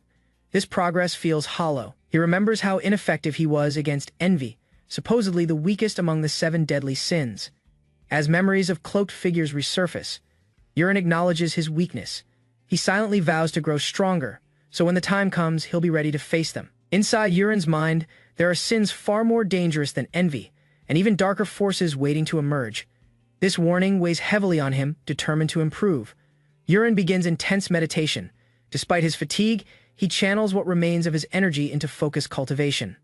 His expression sharpens. The sense of urgency pushes him to vow silently. He must grow faster, stronger, before the next encounter comes. Elsewhere, a group of students in noble attire gather indoors, discussing recent rumors with excitement. News has spread of a murderer appearing in the city, one who supposedly killed the crown prince. One of them boasts that he would have caught the killer if given the chance, though the others doubt the truth of that claim. They conclude that the destruction was caused by a being far beyond ordinary humans. The scale of the chaos confirms the presence of an overwhelming power. Their conversation shifts again. One student reenacts the moment when a new figure appeared. Suddenly, without warning, they describe him as a knight of light, a warrior who wielded a glowing aura and struck down the monster. He used a light-forged blade, delivered a critical blow, and then vanished just as mysteriously as he arrived. The students are captivated, wondering who the knight truly was. Yuren walks in, masking his fatigue, while the others excitedly talk. One identifies him jokingly as the Knight of Light. Though unaware of how true the statement is, shifting focus, they ask Yuren about the group's travel application. He confirms that it has been approved, crediting the prestige of the Rex family name. The group reacts with satisfaction. Now that departure is permitted, they begin planning their immediate exit from the city. Fearing more unpredictable chaos, the group decides not to delay. They agree to leave immediately before circumstances change again. Yurin instructs the others to pack and meet him downstairs. His tone is serious, hinting at urgency despite his composed demeanor. One of the boys tries to ask about Yurin's night, but he brushes it off. Exhaustion is visible on his face. He simply says, "Don't ask." After a long journey, Yurin and his companions arrive at a grand estate. The capital's landmark tower chimes above, signaling the hour of their return. Lightning briefly flashes across the sky as they approach the stately mansion. The Rex family estate, its towering spires reflect the nobility of their lineage. Standing at the steps, the head of the household bursts into joyous laughter. Seeing his sons return safely fills him with overwhelming pride. The Marquis embraces them one by one. With a hearty laugh, he notes how much they've grown, both in stature and presence. Yurin, greeted warmly, declares his return. The reunion is filled with affection and recognition as they express their gratitude to be back. Curiosity follows joy as the Marquis inquires about the rumored chaos in the Empire, hinting at the unrest that had unfolded while they were away. One of the brothers offers to explain the events. The Marquis laughs, amused by their eagerness, but also concerned for their well-being. He urges them to rest first. Though intrigued by the news, he understands that travel and recent battles must have exhausted them. As the group disperses to rest, a servant approaches Yurin, welcoming him personally. The day winds down, but conversations are far from over. Inside the estate, Yurin reunites with Arin, a familiar companion. She expresses amazement at how much he's accomplished in such a short time. She praises his achievements, gaining new titles, strengthening his body, and returning with a deeper presence of power. Yurin, confused, asks what she's referring to. He isn't aware of the impact his recent actions have had on his public reputation. Arin explains that he earned the title Iron Magician in Ace Castle and Rookie Slayer in the royal capital. She elaborates further. At the Royal Knight Academy, Yurin had defeated 4 master-class students, all considered elite newcomers. Yurin barely remembers the incident, but Arin smiles. His growing strength is now known far beyond his intentions, and his nickname has already spread. Yurin, confused by his growing reputation, questions whether the students he defeated were truly just rookies. Arin watches him silently, amused by his reaction. Shifting the topic, Yurin mentions he has gifts prepared for Arin and Clyde, suggesting they meet tomorrow. But the moment is interrupted by a voice calling out urgently. Peru, a servant, rushes in with news. The Marquis has summoned all of them for dinner. The atmosphere quickly turns serious. At the grand dining table, the Marquis ensures everyone is rested. The sons respond affirmatively, awaiting the purpose of the gathering. Before the meal begins, he declares the true reason for calling them. With gravity, he announces the start of the trial to determine the successor. The family's fate is now in motion. The patriarch gathered the young heirs of the Rex family at the grand dining hall, greeting them formally and ensuring they were all well rested for what was to come. Without waiting for the meal, the patriarch turned the conversation serious. The heirs sat in silence as he announced he would explain the reason they had been summoned before food was even served. He declared the start of an important trial, a competition to determine the rightful successor of the house. Each of the young men realized this was no ordinary family meeting. The patriarch explained that in the Rex family, succession traditionally passed to the eldest son. Yurin, being the eldest, would typically be named the heir without question. However, the patriarch expressed his disappointment that Yurin had wasted many years while he himself had assumed the title at a younger age. His original plan had been to pass the position to Colin instead. Now that Yurin had finally begun to act responsibly, the patriarch decided to let fate, not favoritism, decide. He would no longer choose the heir on his own authority. The patriarch made it clear the heirs would have to prove their worth with their own hands. Only through action would one of them be deemed worthy of leading the family. As the heirs processed his words, Yurin asked how this decision would be made. The patriarch responded by laying out a plan of multiple stages to determine their capabilities. The first challenge involved territorial defense. Monsters would soon approach the coastline, and if not eliminated swiftly, great harm would come to their people. The patriarch clarified that the first trial was to defend the region. Battle zones would be assigned, and they would be judged based on how well they responded to the threat. Each heir would receive command over a group of soldiers and be evaluated on strategy and outcome. They could use anything at their disposal. Even personal networks and hidden assets could be leveraged. Nothing was off limits in this trial. Their choices and actions would reveal their true leadership potential. Despite the emphasis on strength, the patriarch warned that brute force alone would not make a good marquis. Wisdom, leadership, and results were more important. He gave them freedom to seek external knights or support, as long as they delivered the best outcome. Results were all that mattered. Yurin acknowledged the rules with understanding. Colin responded confidently, fully accepting the terms of the challenge that would shape their future. After delivering his announcement, the patriarch finally permitted the meal to begin. Servants entered carrying trays, and the mood shifted slightly as everyone prepared to eat. As a gesture to mark the return of his second and third sons, the patriarch presented the family's traditional dish, charium soup. Despite its ominous appearance, he served it with amusement. He reminded them to eat well and prepare for the coming trial. With deployment set for 1 month later, this meal marked the final calm before the storm. Later, Yurin sat in quiet thought. His companion questioned whether he intended to make any preparations, noting how the other heirs had already begun taking action. Yurin seemed unconcerned. He learned that even the Livingston family, known for its influence, had thrown its support behind Colin, indicating serious competition. Realizing this, Yurin acknowledged that external support could sway the outcome, but remained focused on achieving results rather than worrying about others' advantages. Yurin explained that regardless of how victory was achieved, through borrowed knights or solo combat, the main goal was defeating as many monsters as possible. His companion hesitantly agreed, while Yurin revealed that his own reinforcements had already been called and were en route to support him in the trial. At that moment, Clyde and Aaron entered. Yurin welcomed them warmly and hinted he had something special prepared for both of them before the trial began. Yurin first called upon Clyde, a trusted warrior. In line with tradition, Yurin chose to bestow a sword upon him as a symbol of loyalty and readiness. With ceremony, Yurin presented the sword. Clyde accepted it respectfully, but as soon as he grasped it, the blade responded with an unexpected surge of energy. Clyde, surprised, watched as the sword emitted a controlled flame. Despite its heatless fire, the weapon was stable and clearly enchanted with unique power. Clyde realized the flame was not natural. It was the manifestation of a flame spirit. He was both confused and impressed by the magical weapon's presence. Yurin confirmed the spirit's presence and asked how the sword felt in Clyde's hands. Clyde praised its balance and weight, clearly pleased with the weapon. Yurin explained the importance of bonding with the sword.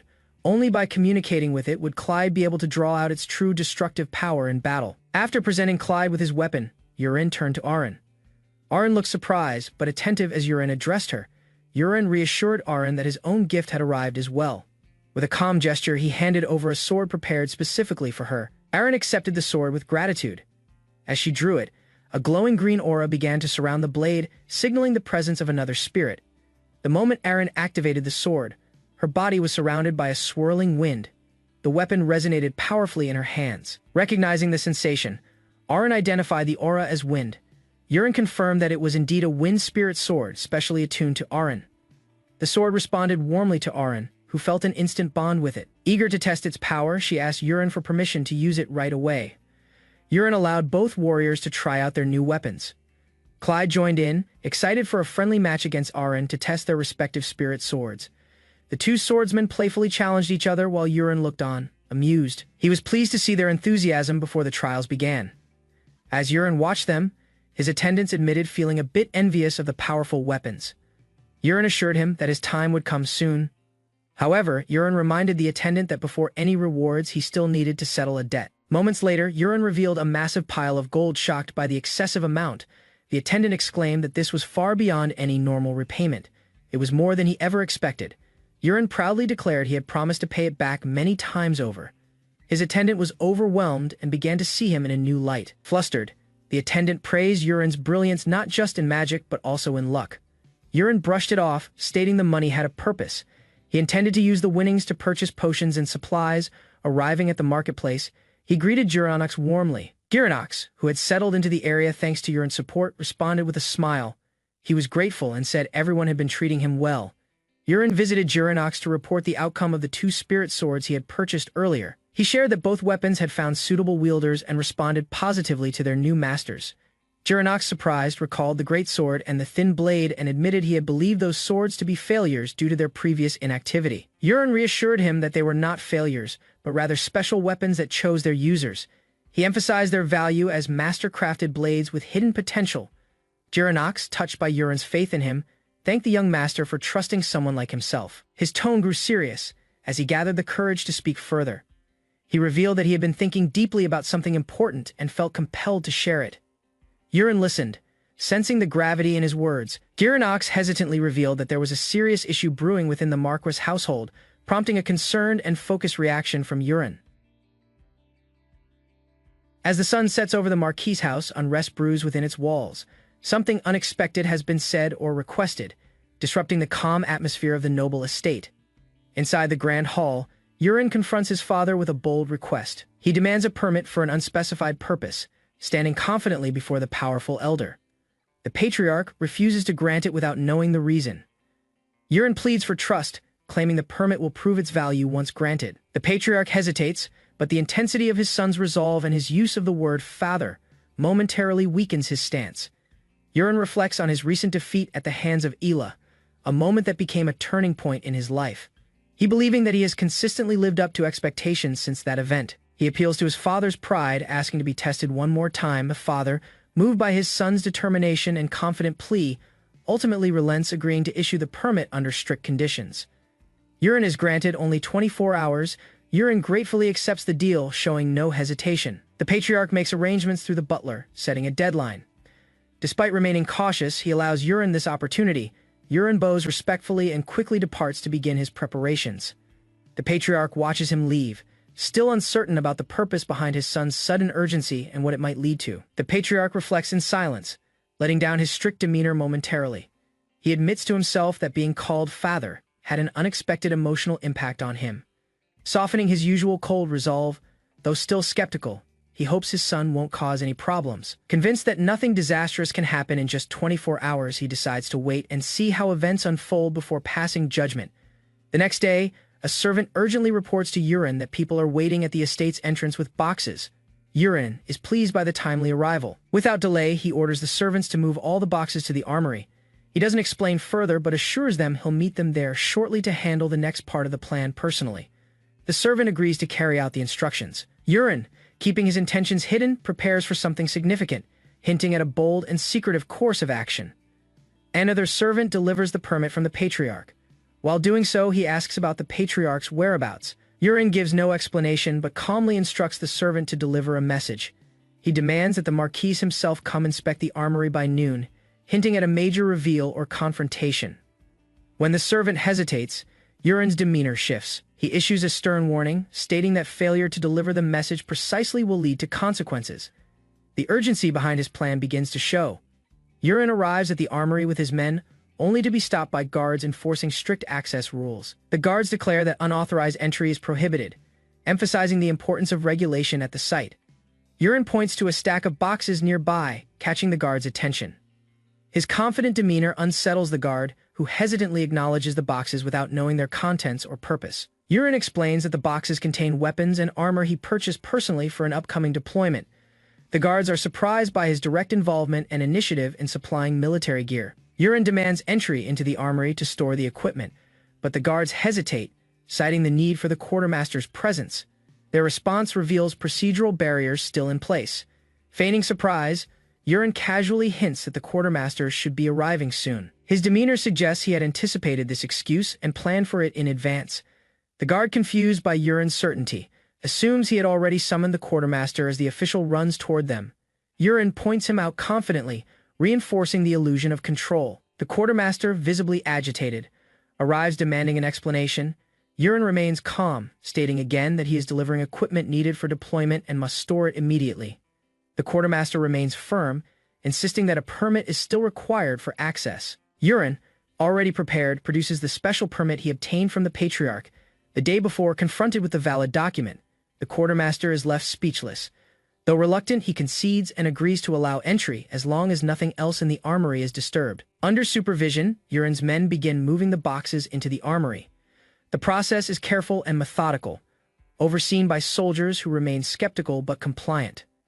To distract the guards, Yurin suggests inspecting one of the older weapon boxes. He asks for it to be brought out, masking his real intentions under casual curiosity. Though hesitant, the guard agrees to bring out a single old box. Yurin's demeanor and apparent innocence convince him. It's a harmless request, reducing suspicion for now. A box is brought out and opened in front of everyone. Inside, various weapons are neatly arranged, sparking interest and curiosity among those present.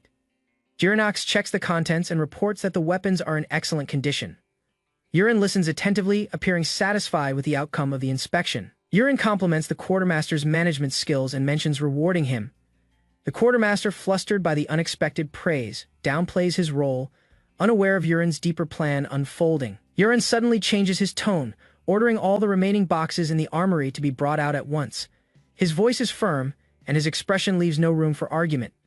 The quartermaster panics, insisting that such an action crosses the line, even if Urin is the patriarch's son. He tries to resist, raising his voice and arguing that this is beyond his authority.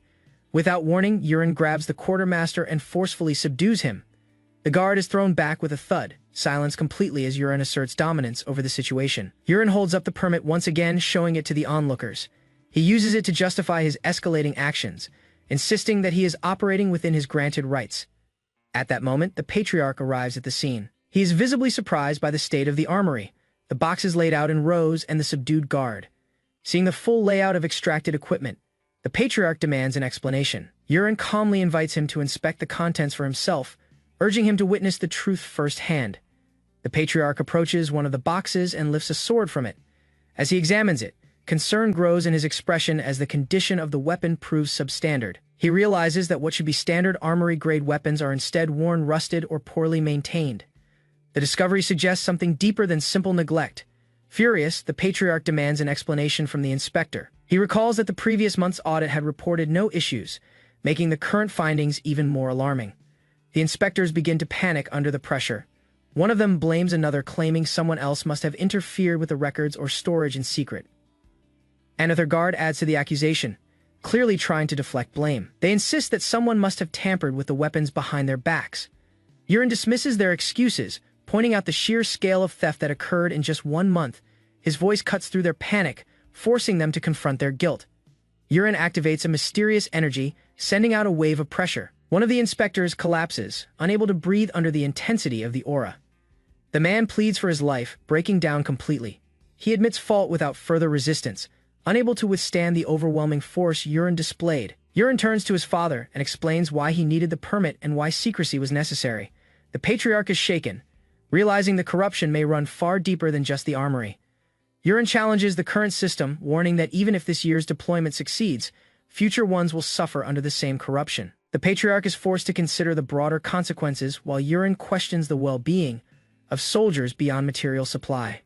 Others agree, without leadership accountability, soldiers risk using faulty weapons and contaminated food. Urin, driven by righteous fury, declares that he will eliminate those who endanger lives through deceit, and only then will he allow them peace. Urin Rock stood before a stack of wooden crates, each filled with swords, armor, and shields. He announced that the contents were supplied directly by the castle's blacksmith, ensuring their quality. He pointed out the existing equipment in use, criticizing it as defective and unfit for the soldiers. He ordered those items to be discarded and replaced with the newly acquired gear. Realizing corruption within the supply chain, Urin concluded that multiple people were involved. He demanded thorough punishment for everyone associated with the fraudulent dealings. The Marquis, enraged by Urin's boldness, attempted to lash out in anger. However, his outburst was met with calm resistance.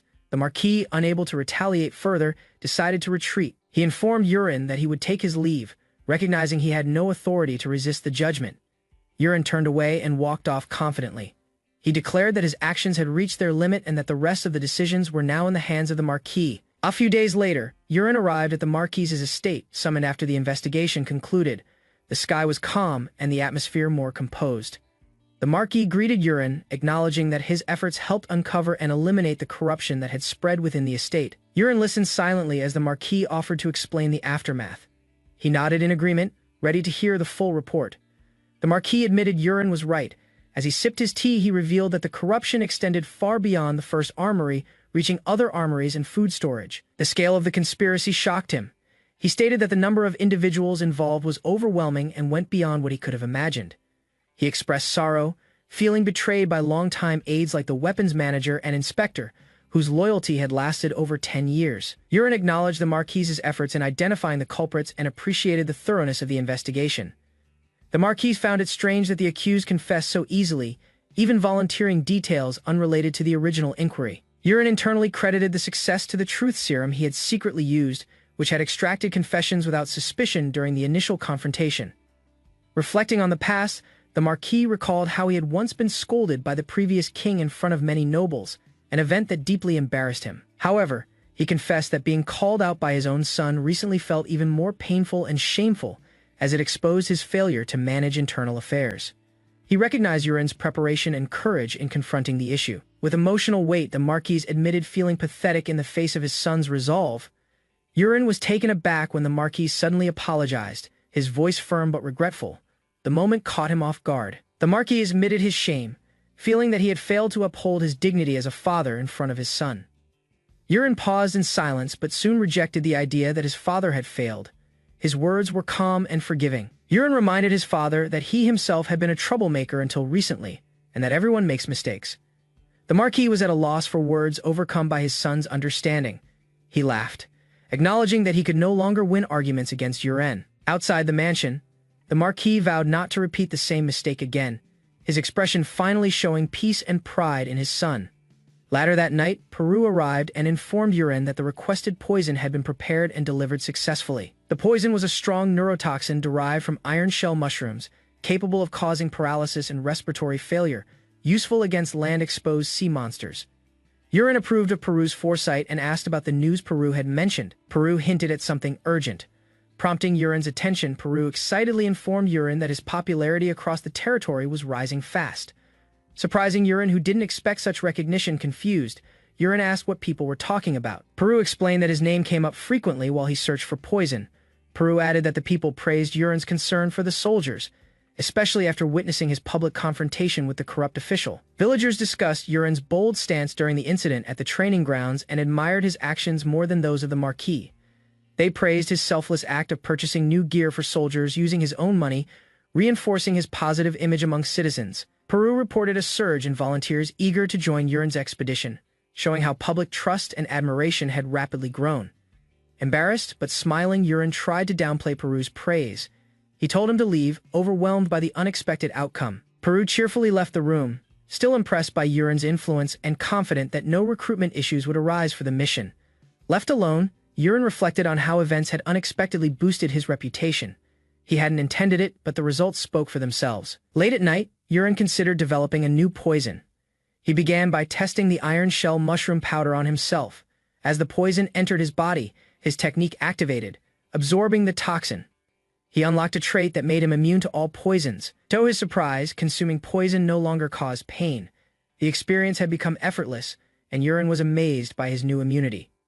The next morning, Yurin sat alone, observing how his body automatically began developing a new poison. A notification appeared, stating that a mid-rank poison was forming from his energy and prior knowledge. Even without intent, Yurin questioned why a higher-level poison appeared, even though he had only attempted to replicate a weaker one. He speculated it was due to his technique evolving. Excited by the discovery, Yurin planned to test this further. At that moment, Peru entered the room, and Yurin called him over. He handed Peru a long list of poisons and ordered him to prepare them quickly, determined to push his technique even further. Yurin resolved to reach the 5th star of his technique before the expedition. With his wealth and new resistance, he saw no reason to hold back. On the day of the expedition ceremony, nobles and soldiers gathered in front of the grand hall, filling the square with anticipation. Yurin arrived with Arin and cried. Peru nervously asked if they would be okay with such a small team compared to the others. Yurin dismissed the concern with confidence, though Peru noticed the other nobles laughing at their modest group. Causing frustration to rise, Peru mocked Yurin's group, pointing out he only had 2 companions, Cried and Arin, while others led large battalions. Yurin kept calm and hinted that his choice to avoid volunteers was intentional, based on strategy and preparation. As Peru got agitated, Arin reminded him to stay composed. Just then, the Marquis arrived, silencing the crowd with his presence. The Marquis called all to attention and stood before the assembled forces. His voice commanded respect as he addressed the crowd. He declared that he would not rule from behind, but march with them, leading from the front and standing where danger was greatest. With his speech rallying the soldiers, cheers erupted. Yurin smiled as the expedition officially began, ready for what lay ahead. 2 days after departing, Yurin Rox arrived at his assigned defensive outpost along the coast. Announcing himself at the gates, he was greeted by Hans, the wall manager, who seemed surprised by his presence. Hans welcomed him politely, but looked behind Yurin with concern, questioning if the small group with him was all he brought. Yurin, puzzled by the reaction, asked why the number of troops was an issue. Hans explained that every year, a swarm of creatures called Bolikes emerged from the sea and launched a full-scale invasion. He pointed toward the vast coastline and the stronghold, emphasizing the need for a sizable force to defend it. Hans nervously asked if reinforcements would be arriving soon, clearly worried that the current numbers wouldn't be enough to withstand the attack. The coastline is under imminent threat. In a few days, it will be swarmed by marine monsters called bullacks, posing a severe danger to the region's defense. Uran Rock, standing before the guards, explains the risk of the monsters breaking through the city's gates due to their overwhelming numbers. A preemptive strike outside the walls is necessary. One knight voices concern, pointing out that only 5 knights are present, far too few to stop the horde. However, Uran corrects him, hinting that their true strength isn't limited to numbers. Uran introduces a few individuals accompanying him. One is the Marquise's butler who came to observe, while another, Peru, is his own personal servant. To the knight's surprise, Uran admits that his only knights are 2 individuals, and neither appears particularly suited for war. Peru laughs awkwardly at the attention. Uran then shocks everyone by revealing that the muscular knight Hans will fight alone. Hans is visibly startled by this sudden announcement. Hans, overwhelmed, asks how he is supposed to fight alone. Fear and confusion spread across his face as the burden dawns on him. Uran encourages him firmly, placing a hand on his shoulder. He assures Hans that he possesses hidden power, waiting to be awakened. Uran declares this moment as the time to draw out that dormant strength. With determination in his eyes, he vows to unleash the berserker within Hans. Uran calls out to Hans and asks for 2 training swords. He then commands Arin and Kride to begin sparring regularly until the monsters arrive. He instructs them to spar once, rest for an hour, and repeat this schedule throughout the day. This is part of an intense pre-battle training strategy. Before the training begins, Uran pulls Arin aside and casually asks about her past sparring sessions with Kride, curious about their current balance. Arin answers honestly, stating that she wins easily against Kride. This implies there hasn't been a real challenge in their duels so far. Uran concludes that Arin has been holding back, not using her full strength due to the lack of necessity. Arin silently confirms his suspicion. Understanding the situation, Uran instructs Arin to stop going easy. From the next match onward, she must fight seriously without restraint. Uran tells Arin to use her full power and crush Kride. He intends to awaken Kride's dormant strength by exposing him to overwhelming force. He pushes Arin to make Kride feel the difference in skill deep in his bones, even if it means beating him severely. As the training begins, Arin and Kride face off at the beach, both readying themselves for the intense battles ahead. Kride charges with intense focus, his aura flaring up as he calls out to Arin. Determined to improve, he gives everything from the start. Uran and the others observe closely. To their surprise, Kride's control of his aura appears sharper than before, showing early signs of change.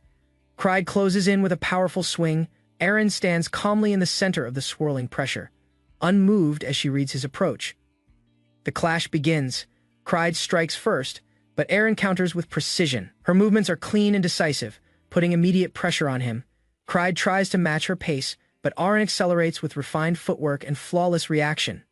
Each strike lands with intent. Overwhelmed, Kride stumbles and falls to his knees. Breathing heavily, he admits defeat, while Arin remains composed and untouched. Uran watches with amazement. He hadn't realized the extent of Arin's power until now and admits she is far stronger than expected. He reviews her traits: quick sword, aura adaptation, and clear mirror. Still water, all at advanced levels, reflecting her elite status. Uran reflects on her combat sense. Arin's ability to predict sword paths and react instantly makes her not only fast, but nearly untouchable. The sparring continues relentlessly. Kride is repeatedly outmatched by Arin in every round, making the matches look one-sided. Even after multiple attempts, match 2, match 3, and onward, Kride fails to land a meaningful blow. Arin maintains control with ease. By the 9th match, the difference in ability is undeniable. Uran observes the gap and Peru exclaims that the battle doesn't even feel fair anymore. Kride, physically worn down, kneels in exhaustion. Peru comments that Kride must be in shock from the overwhelming defeats. Kride questions the situation in disbelief, wondering if the skill gap between him and Arin is truly this large. Uran ends the session, calling it off before further damage is done. Kride, still on the ground, questions whether growth is even possible for him. Kride reflects on the training, disheartened that he couldn't even make contact with Arin after so many matches. He doubts the claim that he has hidden potential, struggling to believe in himself after such clear losses. Uran calmly responds, reminding him that it's called hidden potential for a reason. It's hidden and still waiting to be awakened. Uran reminds Kride that unlocking power takes time and effort. He urges him to keep sparring without expecting instant results. Kride, though exhausted and discouraged, continues the training under Uran's orders. Time progresses steadily with no breakthrough yet. Days pass. On both the second and third days, Aaron continues to overwhelm Clyde in sparring matches. The outcome remains unchanged. Urine takes a break indoors, meditating quietly. Suddenly, a knight bursts into the room in a panic, calling for his attention. Urine stands and questions the disturbance. The knight, out of breath, warns that an urgent situation is unfolding outside. The knight reports that the Balax, sea monsters previously predicted to appear, have finally started surfacing near the coast. Alerted by the news, Urine and his team rush to the lookout. Aaron points toward the ocean where unusual movement is visible on the water. The surface ripples violently. Multiple shark-like creatures with sinister eyes begin rising from the depths.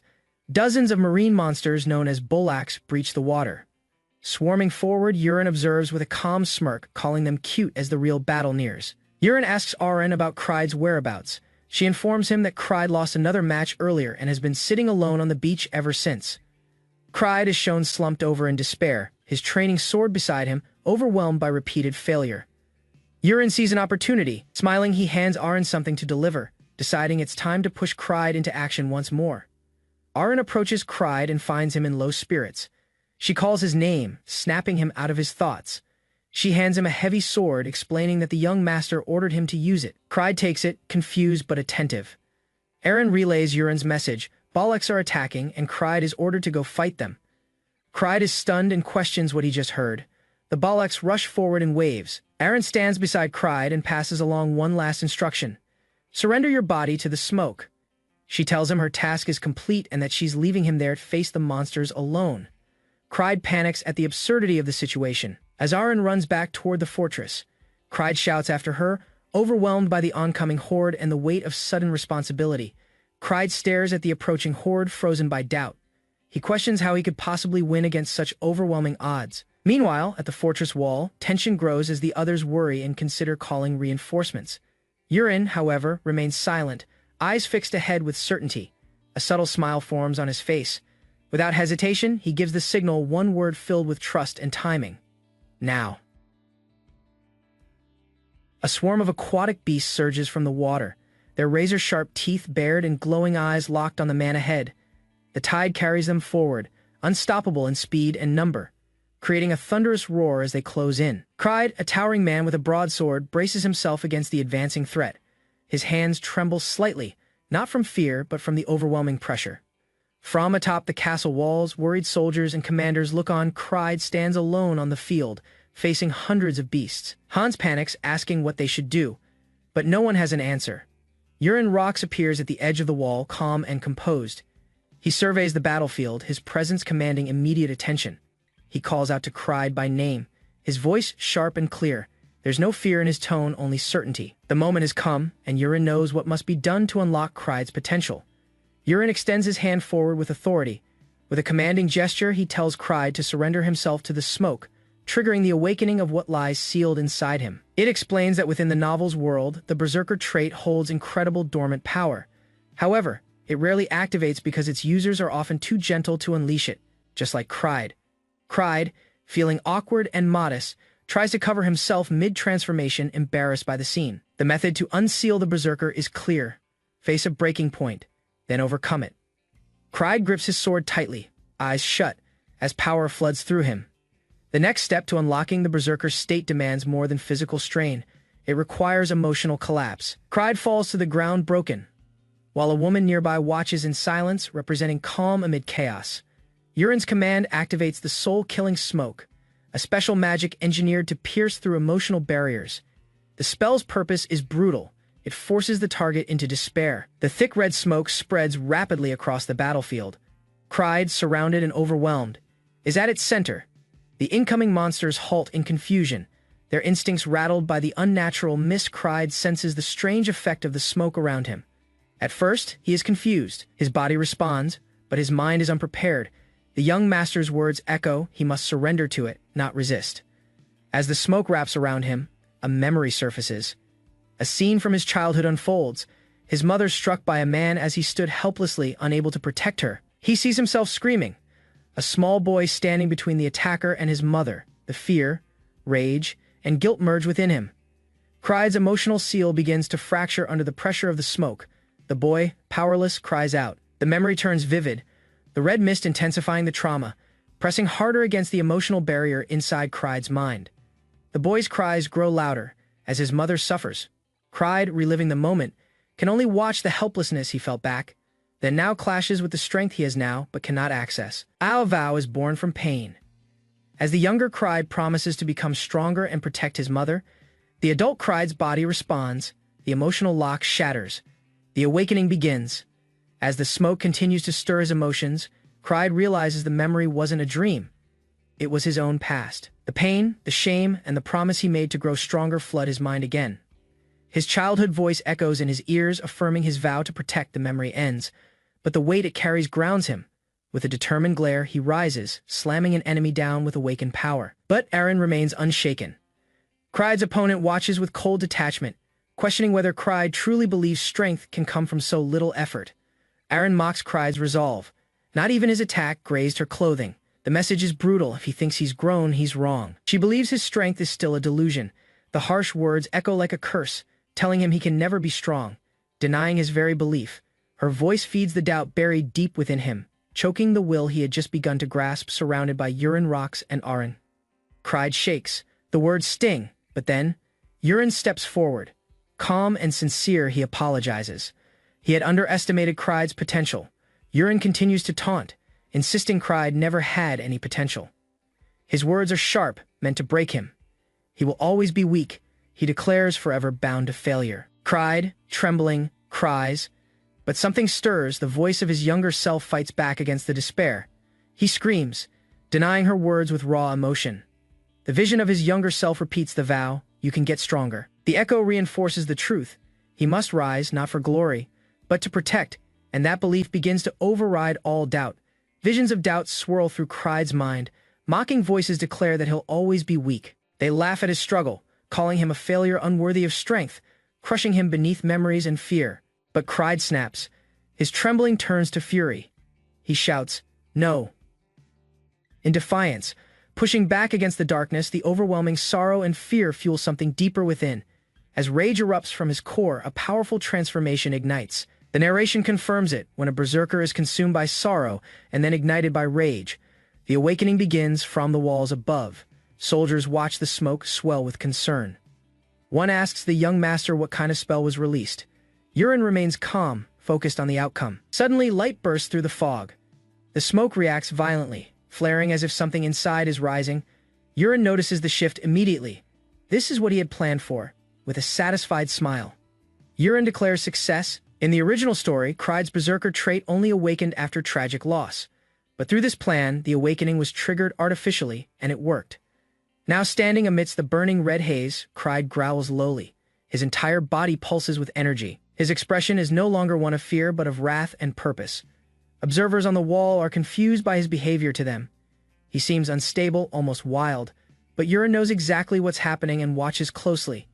Urine calmly prepares to release the smoke. The trigger served its purpose. Now it's time to unleash Cried fully, no longer bound by fear or hesitation. The true battle is about to begin. As the smoke clears slightly, Cried turns toward a descending black silhouette, a flaming sword thrown through the air. His eyes lock on the weapon as it spins toward him, radiating heat and energy. The monsters begin to hesitate. Confusion ripples through their ranks as Cried's overwhelming aura intensifies. Their instincts scream danger, and they slowly stop advancing. Standing amidst the swirling heat, Cried catches the sword. From the wall above, Urine shouts an order. He instructs Cried to take the flame spirit sword and act. The command is clear, roast them all. Cried roars and charges forward, dragging the blade in a blazing arc that scorches the ground. Flames spiral around him like a vortex. He swings with immense force, sending waves of fire searing across the battlefield. Monsters are caught mid-charge, their bodies engulfed before they can react.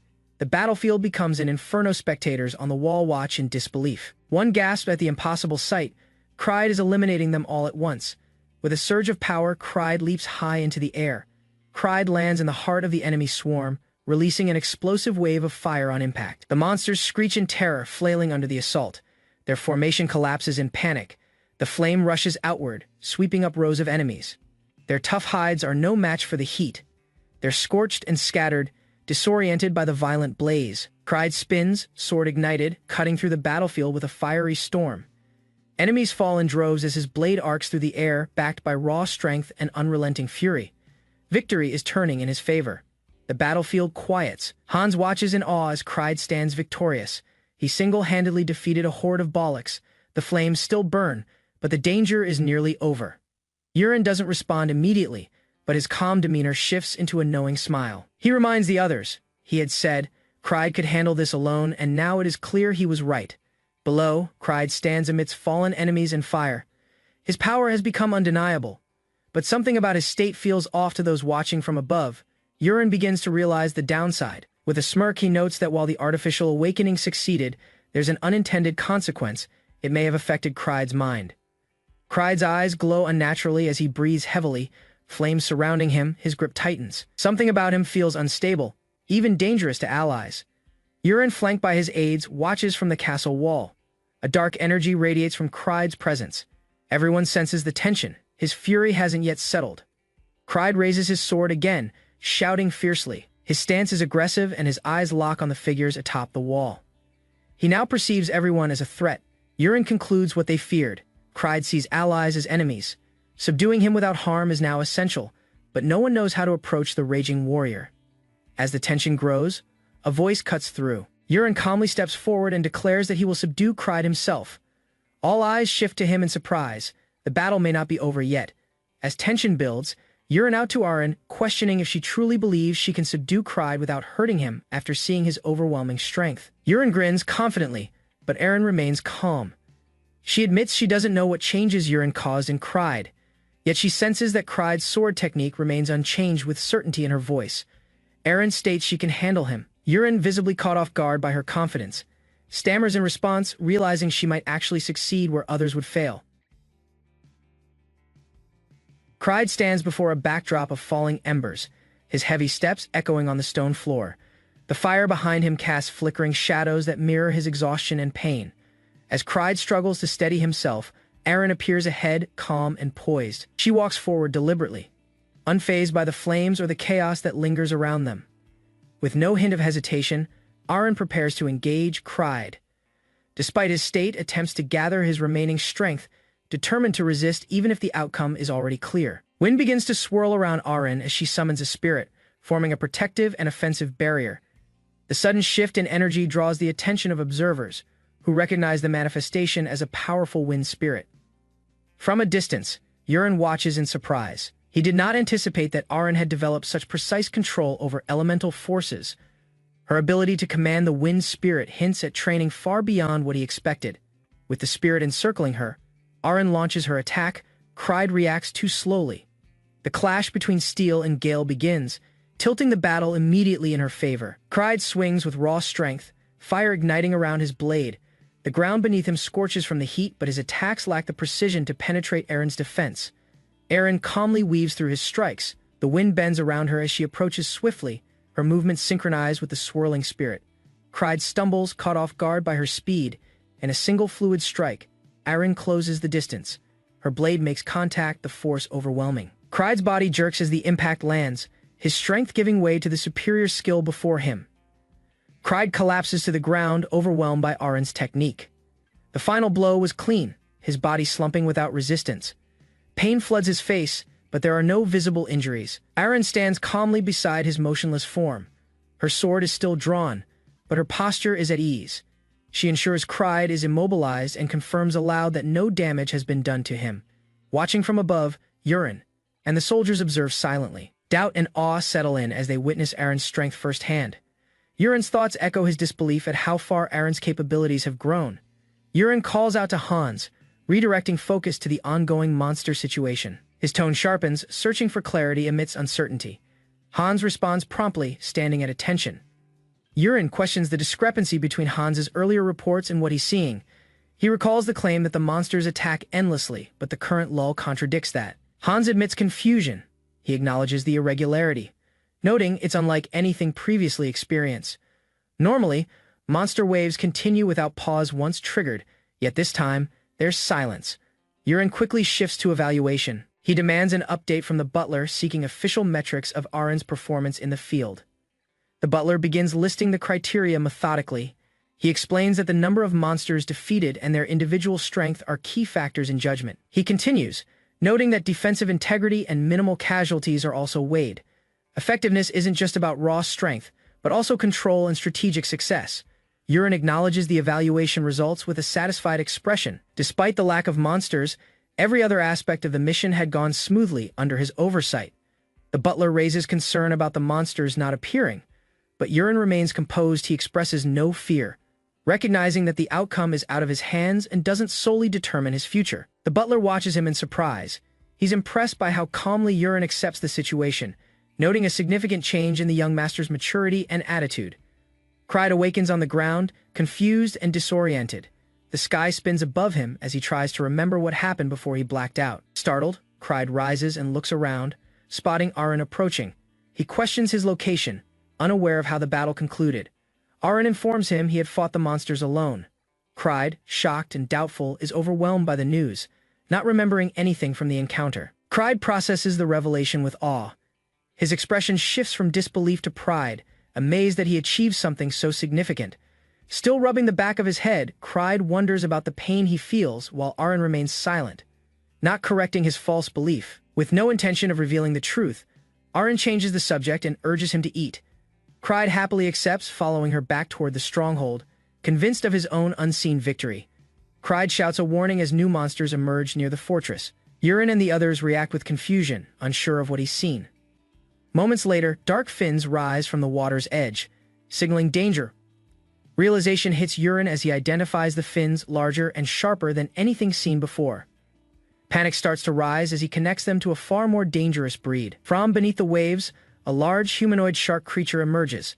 The system confirms its identity, the Sharkrai, a monster of immense strength and speed, never before seen in such numbers. Yurin adjusts his goggles and immediately recognizes the threat. The shock registers on his face, knowing full well how lethal the Sharkrai species can be. The others stare in disbelief. The butler and guard explain that even a single Sharkrai is equal to an elite knight. The sight of over 50 is unprecedented. The butler stresses the scale of danger. Such a force would normally require the full might of the Marcasates military. The current squad isn't equipped for this level of confrontation. Yurin considers retreat, weighing the cost of continuing the test in light of this overwhelming threat. The Sharkrai move swiftly, their formation tight and aggressive. The monsters surge forward, their red eyes glowing with intent. Their numbers swell, flooding the beach faster than any previous enemy. Clyde turns to Aaron, uncertainty in his voice. The two stand alone facing the approaching wave. Aaron remains calm, her gaze fixed. She surveys the battlefield and responds, implying readiness despite being only two. Yurin observes the battlefield and acknowledges the difficulty in stopping the incoming monsters. The butler and guard react with disbelief when Yurin implies that Clyde and Aaron alone may not be enough. He leaps from the platform. Energizing the atmosphere with steady motion, he calls out to Agnes, signaling that the plan they had prepared is now in motion. Yurin raises his hand and summons a swirling black disc, a unique tool pulsing with energy and precision, ready to be deployed. The disc hovers lightly in his grasp. The others, confused and unsure of its nature, ask what the object is. Yurin turns to the butler and gives him a task, to start counting the enemies. With a smirk, Yurin signals confidence. He promises that the battle won't take long and boldly claims the fight will end before they realize. He grips the disc tighter, ready to unleash it with full force. Victory, it seems, is just a moment away. Yurin Rock stood tall before the spectators, raising the circular weapon in his hand. Calm and confident, he warned them to pay attention, claiming the action would be over in a flash. With a sudden twist, the weapon spun violently. The speed was intense, producing a piercing, continuous wail that cut through the field. Its sharp resonance grew louder with each passing second, drawing astonished reactions from those nearby. The onlookers shielded their ears, overwhelmed by the roar of the spinning disc. Yurin, undisturbed by the noise, directed the weapon outward with a precise motion. Across the field, a group of Sharkrai, the Sharkmen, charged forward, their rows of sharp teeth visible as they growled. Their kind were known for acute hearing, typically a lethal advantage in battle. The sharp noise emitted by Yurin's weapon, called the ink wail, disrupted the Sharkrai. Completely, the sound distorted their senses, making them flinch and stumble as they approached. The relentless spinning disc continued emitting its sound, interfering with the Sharkmen's ability to move effectively. Their sharp reflexes dulled, and their aggressive momentum faded under the pressure of the sonic assault. The ink whale moved freely through the battlefield, its sound waves intensified with every pass, paralyzing the sharkrai on contact. Their bodies trembled as the resonance invaded their nerves, throwing off their balance and coordination completely. One by one, the sharkrai collapsed. Disoriented, they fell helplessly to the ground. The sound alone had dismantled their forces without a single direct strike. With no resistance left, the ink whale continued to circle. Its speed remained constant, hunting and disrupting any surviving enemy with precision. Yuren lowered his hand calmly, already knowing the battle was won. The weapon required no further commands. The ink whale sliced through the sharkrai front line. The weapon spiraled at incredible speed, tearing through their defenses. One after another, they were struck down before they could react. Sharkrai warriors tried to regroup, but their movements remained uncoordinated. Their sharp senses, still distorted by the sound, left them vulnerable. The ink whale shifted direction mid-air, striking another cluster from the side, leaving deep wounds. Panic spread among the enemy as the weapon maintained its deadly rhythm. Their formation crumbled completely. At the center of the chaos, Yuren remained composed, overseeing the scene while the sharkrai scattered or fell. Yuren laughed softly, lowering his hand. The result was as he had expected. There was no need for doubt. His calculations and tactics were flawless. He was already certain of the outcome before the weapon had even launched. Turning to his butler, Yuren asked for the current count of defeated sharkrai. The butler, startled but attentive, checked his records carefully. A nearby guard watched in awe at the young master's composure. The butler tallied the results aloud. 42, 43, 44. Yuren nodded, satisfied with the report. The main force was effectively neutralized, but a few enemies remained. He prepared for the final instruction. With a flick of his hand, Yuren recalled the ink whale. The blade returned smoothly as he addressed two soldiers, Aren and Clyde, who had stood watching from a distance. He pointed at the remaining sharkrai. The remaining enemies, numbering about 6, huddled together. Yuren instructed the two to engage them as part of their training. It was no longer a battle, but a lesson. Aren and Clyde acknowledged the command without hesitation. Drawing their weapons, they charged forward, determined to meet the challenge and prove themselves on the battlefield. As Aren and Clyde faced the last of the sharkrai, the ground was littered with the fallen, despite their inexperience. The two trainees managed to defeat the remaining enemies under Yuren's watch.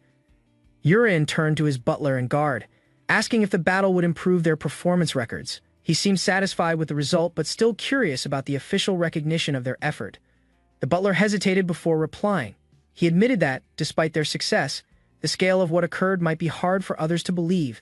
He expressed concern that the Performance Evaluation Committee might doubt the report entirely. Yuren reassured them not to worry. He reminded them there were eyewitnesses and evidence to confirm everything that happened. With a confident smile, he brushed aside the concern without tension. The butler congratulated him sincerely, noting that with so many sharkrai defeated, Yuren would be ranked among the top contenders. The praise was well-deserved and reflected the exceptional outcome of the mission. But suddenly, Yuren's expression changed. He sensed something approaching. The aura was immense. He stood alert, realizing this presence surpassed even orc warriors in strength. From across the sea, waves began to shift. A towering figure emerged from beneath the surface, creating a heavy splash as it advanced toward the shore. It moved with purpose, cutting through the water. A massive sharkrai appeared, distinct in size and aura. Its fins sliced through the water, and its eyes glowed with deep hostility. This one wasn't like the others. It had power and a presence that radiated command. The creature landed on the sand with force. Its muscular frame tensed, and red energy surrounded it. Each step it took sent tremors into the ground. The towering figure of the new enemy drew everyone's attention. Its glowing blue aura and sheer size dwarfed the others. Even among the sharkrai, this being stood out as something beyond ordinary rank. Yuren recalled its description from the Rex family archives, a massive body over 4 meters tall, adorned with tattoos of royalty and wielding a sword crafted from the spine of a beast. It could only be the Sharkrai King. A warning screen confirmed the identity. The Sharkrai King had unmatched physical power and a deadly aura. Its intent was obvious as its eyes locked directly onto Yuren's group without hesitation. Realizing the danger, Yuren ordered everyone to fall back immediately. His voice was firm as he urged them to move as far away from him as possible. The priority now was to isolate the threat. He shouted for more distance, knowing the incoming threat wouldn't hesitate. The Sharkrai King had already leapt high into the air, aiming straight for them with brutal force. The impact was instant. The ground shattered, sending dust and debris in every direction. The creature landed with immense power, shaking the battlefield as its growl echoed. Yuren quickly repositioned himself. The king's attack had nearly breached the fortress. Its strength exceeded all expectations, Forcing Yuren to move the fight to the open beach, he challenged the king directly, drawing its attention. The beast charged with blinding speed, and their weapons clashed violently in a burst of energy. Yuren realized the king was far faster than anticipated. Yuren immediately summoned the ink whale, spinning it mid-air. The weapon activated just as another sharkrai tried to interfere, indicating the fight was far from over and victory would not come easily. The ink whale struck the sharkrai king's shoulder, but it bounced off without leaving a mark. Its body, reinforced with thick bone-like armor, resisted the weapon's momentum completely. Yuren's expression turned grim. He quickly realized his attacks weren't effective. The king's skeletal blade was unnaturally dense. Frustration crept in as he questioned how a creature's bones could be this impenetrable. The sharkrai king retaliated with a sudden leap, slamming into the ground with explosive force. The earth cracked beneath it. Yuren was caught off guard by the raw, overwhelming strength of the enemy. A towering armored creature descended from the sky, its heavy frame crashing down with violent force. The shockwave rippled through the ground, and nearby soldiers instinctively took a step back, recognizing the enemy's power. A metallic fist lunged forward, narrowly missing its target, but embedding itself into the terrain. Dust and shards exploded on impact, highlighting the sheer strength behind the attack. The red-haired warrior stared in shock, eyes wide as the pressure from the beast's presence grew heavier. A blade gleamed from behind the enemy's next move was already underway. The warrior activated his skill, summoning the sea serpent sand spear laced with neurotoxin. Lightning coursed around him as his aura intensified. With expert precision, he launched the spear toward the armored enemy. Sparks erupted as the weapon made contact, and tension filled the air. The beast howled and staggered, momentarily disrupted. But the warrior observed closely. The poison had failed. His expression turned serious. Despite the strike, the enemy regained balance. It responded with a brutal swipe, knocking an ally away and reclaiming control of the battlefield. The poisoned effect barely lingered. The warriors regrouped, noting its unnatural resistance. Realizing poison was ineffective, the red-eyed fighter stepped forward, prepared to unveil a hidden ace, a new weapon built for this moment. 1 week earlier, within the city's weapon district, a design was handed to Geranux, a skilled blacksmith known for rare commissions. Inspecting the sketch, Geranux noted the complexity of the weapon. It wasn't just a blade, it was a concealed tool designed for assassination. The requester clarified, these were known in the East as concealed weapons, crafted for quick, lethal strikes without detection. Geranux, curious, asked for the deadline. The young man insisted there was no rush, despite the looming departure. Surprised, Geranux offered to work overnight if necessary. The urgency became clear. This weapon could change a battle's outcome. No, back in the present, the warrior clenched his coat as the winds blew. The concealed weapon was ready, and it was time to use it. The warrior's eyes narrowed with sharp resolve as he recalled the weapon's true purpose. It was crafted specifically for facing monstrous foes like envy. He flexed his fingers, revealing small but deadly daggers fitted between them. These were no ordinary blades, they were the Tang clan's 12 concealed weapons. Crossing his arms, he prepared to unleash the new weapon. This would be the 12 Zodiac daggers' first field test. In a rapid movement, he launched the daggers toward the creature. Several pierced its body, catching it off guard with a precision that bypassed its natural armor. More daggers followed, curving midair as they pursued the target. The complex trajectories overwhelmed the enemy. Their unpredictable flight paths ensured nearly all blades made contact. The monster flinched, unable to counter the barrage from every direction at once. Each dagger accelerated with increasing force, narrowing toward a sharp tip. Their construction allowed them to target gaps in the creature's defenses.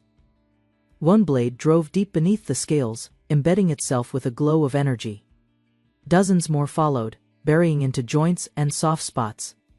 From a distance, the warrior observed the damage. A smirk formed as he confirmed the weapons had landed. His new strategy was working as intended.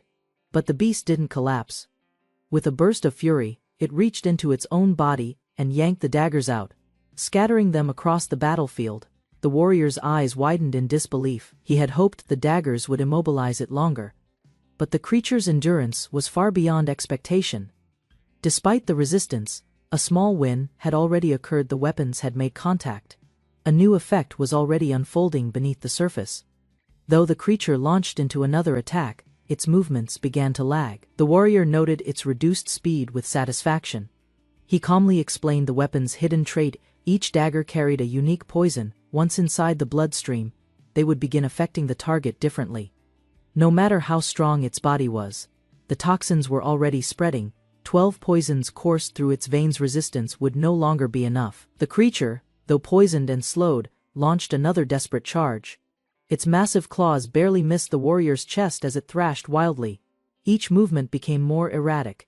The poison worked deep within its system, breaking its coordination while draining its strength. Finally, its legs buckled. A guttural roar escaped as the weight of toxins overwhelmed it, sending the beast crashing to the ground with a thunderous thud. Kneeling in exhaustion, the creature emitted steam from its body. The fight wasn't over yet, but its energy was fading rapidly. Spectators watched in awe, unable to believe the monster still stood. Tension filled the air as they realized they were witnessing the final moments of a king from another race. The warrior stepped forward and called out its name, Agnes. Despite everything, he acknowledged the beast's pride and power before the final blow. He raised his sword, vowing to end it painlessly. As he moved in, a swift slash cut across the beast's chest, dark blood splattering the ground. Unexpectedly, small white objects dropped from the creature's body, bouncing lightly as they hit the ground. The warrior stared, puzzled. Something had fallen that didn't belong. His eyes narrowed as he noticed a strange bead near his feet. Kneeling, he picked up the glowing object. Confused, he muttered aloud, questioning its identity. It shimmered faintly in the light. The bead pulsed once before emitting a golden flash. Words appeared before him, revealing that he had obtained a fragment of the shattered world. His expression hardened as the revelation settled in. This was no ordinary prize, it was the key to something far larger than the battle just won. A sudden wave of distortion enveloped him. The surroundings vanished, replaced by a blank space. Panic flickered in his eyes. He looked around, confused and disoriented. There were no enemies, no allies, only silence. Realization struck. This wasn't teleportation, it was something deeper. The fragment had triggered a shift, and now, he was somewhere unknown. The impact created a rupture ahead, forcing debris to scatter and revealing a mysterious void in the wall. He cautiously approached, observing the strange split that shimmered with light and energy. Suddenly, a system window appeared before him, catching his attention with an unexpected alert. The message declared his contribution to the world's restoration, confirming his role in a larger plan. His abilities were assessed, and rewards were promised based on his aptitude, stirring his curiosity. Just as he processed the information, a voice warned him of death's approach, halting him in shock. A mysterious force echoes in the mind of the protagonist, replaying the sensation of an approaching death. Standing alone beneath a canopy of thick branches, the eldest son of the Marquis family finds himself deep in an unknown forest, perplexed. He surveys the surroundings. This forest is unfamiliar, far denser and more mystical than anything he's encountered before. As he turns, a man in a gray cloak emerges from between the trees, equally confused and alert. His sudden appearance stirs tension. Both men react to an eerie surge of energy. Their attention is drawn beyond the woods as a violent aura crashes into the scene. A majestic beast wrapped in flames bursts through the clearing. Its presence distorts the sky, shaking the ground beneath them. The creature's form becomes clearer. A glowing horned beast with divine markings charges forward. Blazing with mythical power, recognition dawns in the noble's eyes. A Chillin, a legendary beast from distant lore, stands before them. But confusion follows. He recalls sketching such creatures from various legends during story drafts, yet none were ever placed into the world of this novel. The cloaked man raises his hand, preparing to summon a weapon using a spell technique called Agnes. To the noble's surprise, a long silver umbrella materializes, an unconventional choice for a coming battle. Meanwhile, the Chillin channels a growing sphere of energy, its power escalating with electric intensity. With a thunderous roar, the beast hurls lightning in all directions, its attack radiating with destructive force. Remaining calm, the cloaked man extends the umbrella and braces himself. Sparks dance around the metal surface. As bolts crash down, he skillfully spins the umbrella, deflecting the attack behind him. The noble watches in stunned silence. A metallic rod thrust into the earth begins absorbing the raging lightning, redirecting its current into the ground below. This clever use of the lightning rod renders the Chillin's electrical attacks ineffective, nullifying the divine beast's primary offense. Both observers watch in awe. As realization dawns, the noble is shocked by the simplicity and brilliance of the tactic. Without hesitation, the cloaked figure hurls the glowing dagger with precision, channeling energy into its arc. The blade strikes the Chilin's shoulder just as it attempts to surge forward. Halting the beast mid-charge, a thunderous roar bursts from the divine creature's mouth as pain forces it backward. Its limbs stagger, trembling. Thou wounded, the Chilin stirs and rises again. Its body shakes violently but still manages to regain footing. Its antlers begin glowing intensely, channeling divine light. The power rapidly builds within its horns. Blinding illumination explodes from the beast, forcing the two men to shield their eyes. Vision overwhelmed, they struggle to remain focused. As the light fades, pain suddenly racks the cloaked man's body. Blood sprays as a dark object pierces through him. To the noble's horror, the Chilin's sharp antler has pierced his ally's torso completely. Shocked and breathless, he realizes that the divine beast's counterattack struck with fatal precision. A glowing mark pulses in his eyes. The vision he witnessed earlier has just concluded. A mystical voice echoes the eye of the future that shows death has ended. The vision vanishes. Suddenly, the young noble finds himself back at the coastline, standing before a fallen beast. His surroundings are now calm. As his senses return, familiar voices call out. His subordinates rush to him, surprised and relieved to see him unharmed. Eager to check for injuries, reassuring those around him, the young noble claims he's unhurt.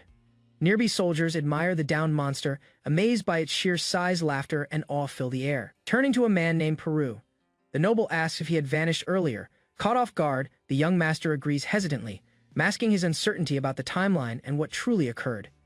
He then shifts focus, trying to steer the conversation toward the present.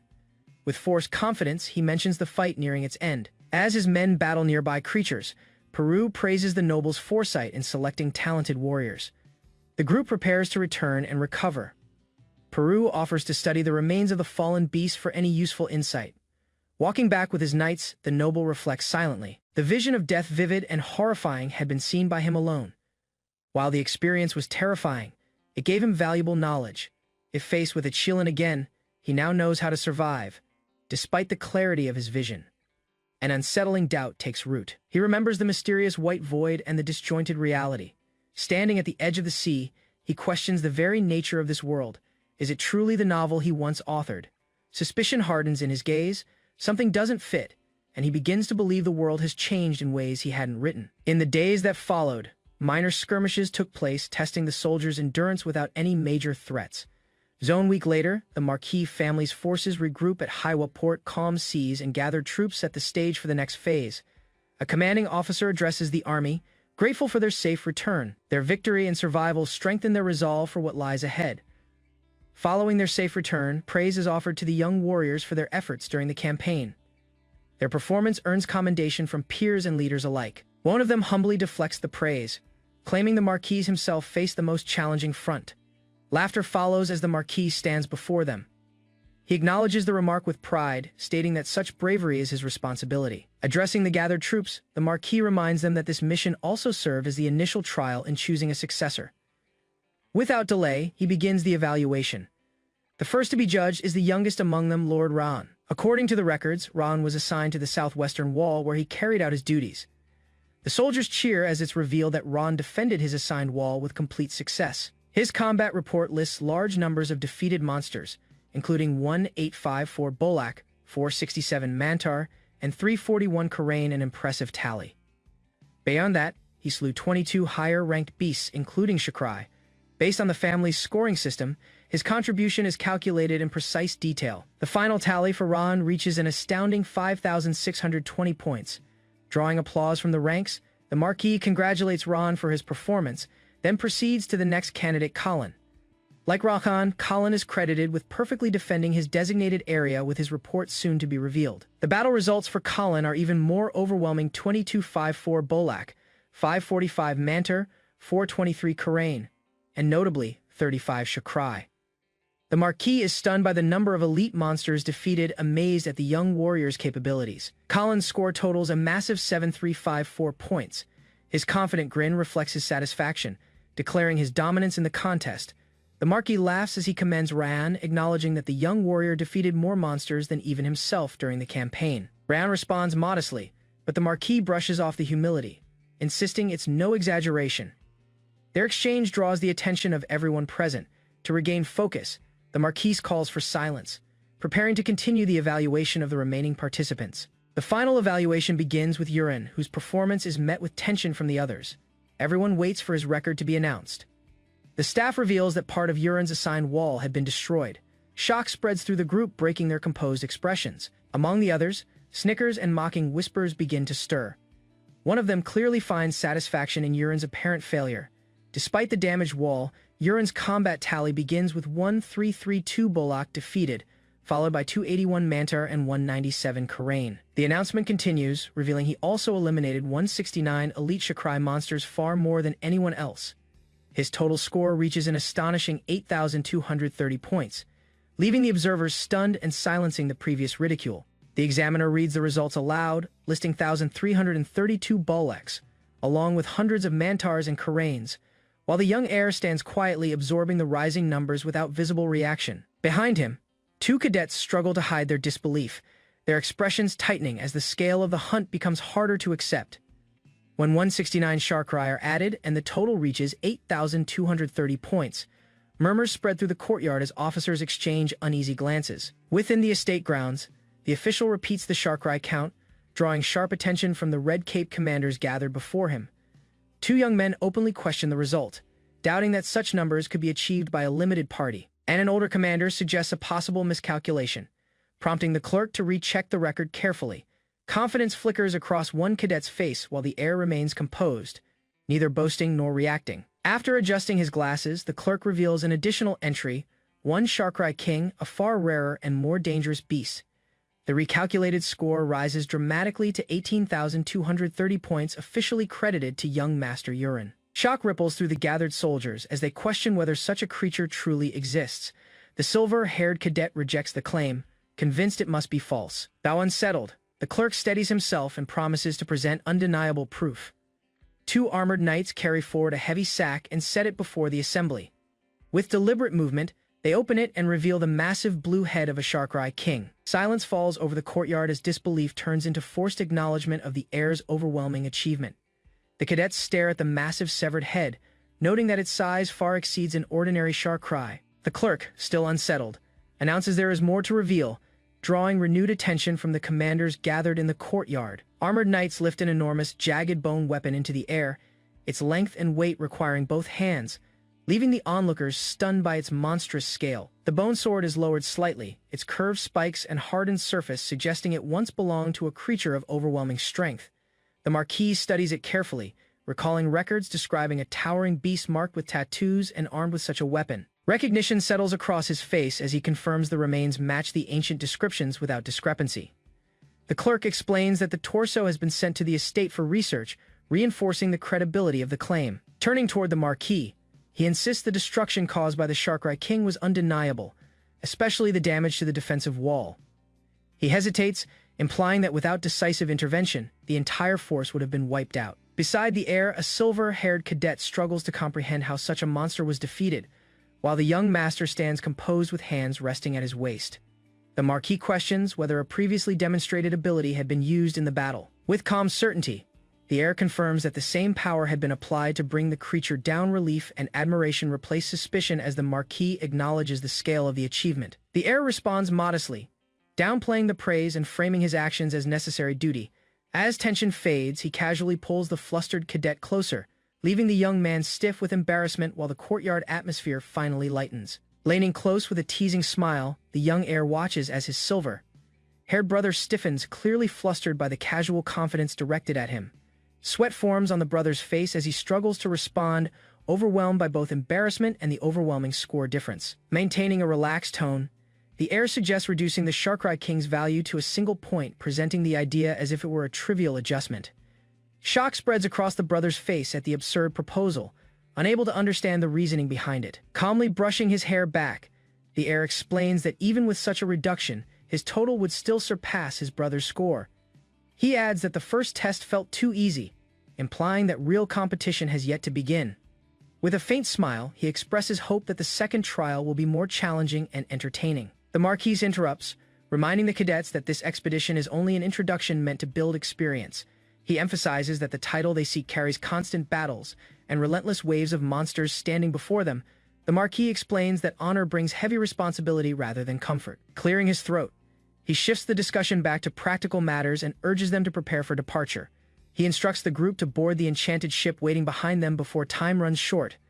At the harbor, the large vessel rests against the dock, its structure reinforced with subtle magical design. The Marquis describes how stealth magic allows it to sail undetected through monster-infested waters.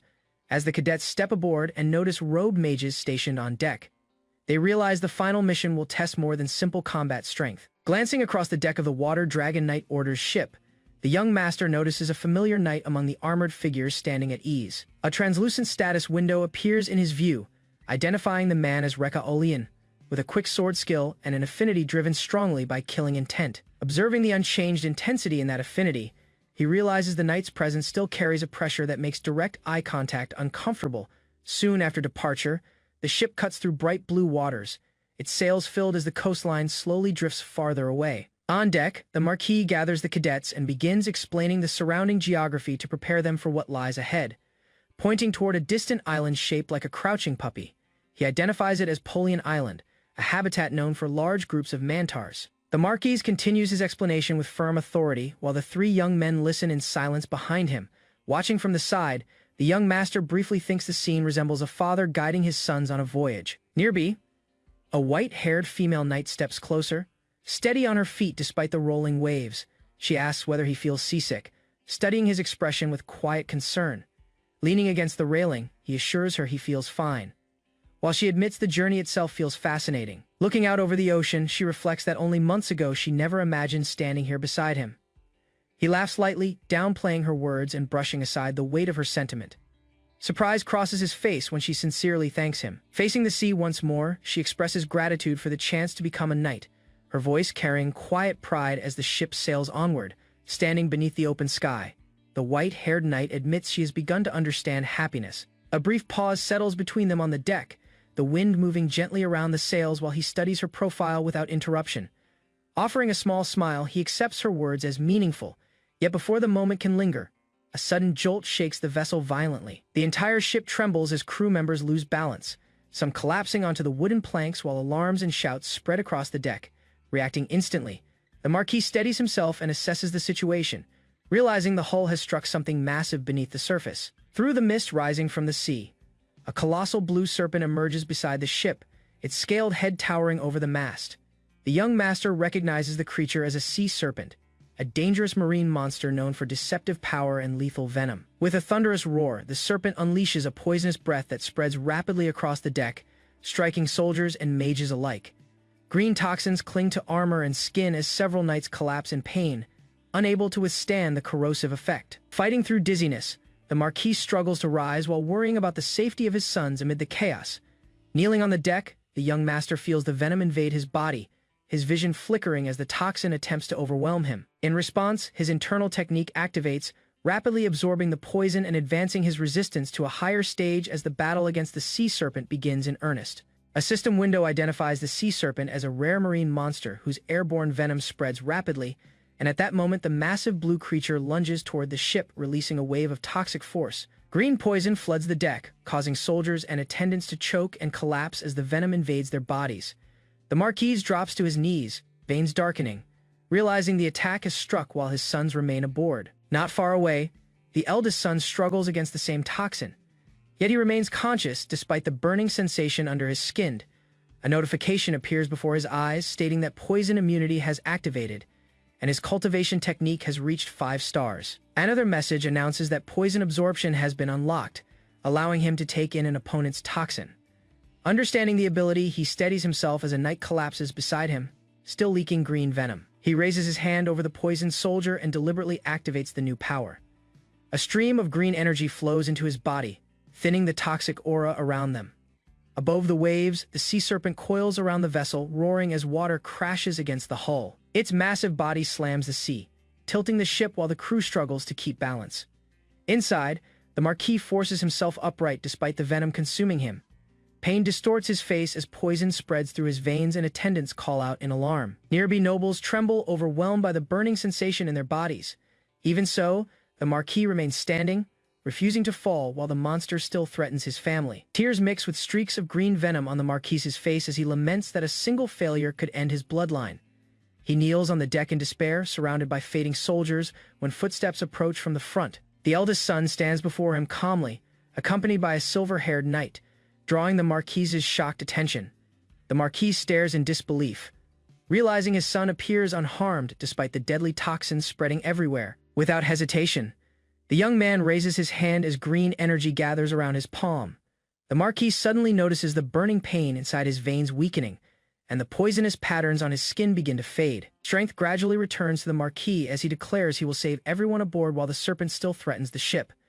The eldest son turns away and system messages flash before his eyes, stating that absorbing the venom has increased his mastery and proficiency. A faint smile forms as he realizes every poisoned person aboard has become a source of growth for his technique. Nearby, a hooded mage collapses while clutching his stomach, still suffering from the lingering toxin. The eldest son steps forward and places his hand above the mage, activating the same absorption ability again.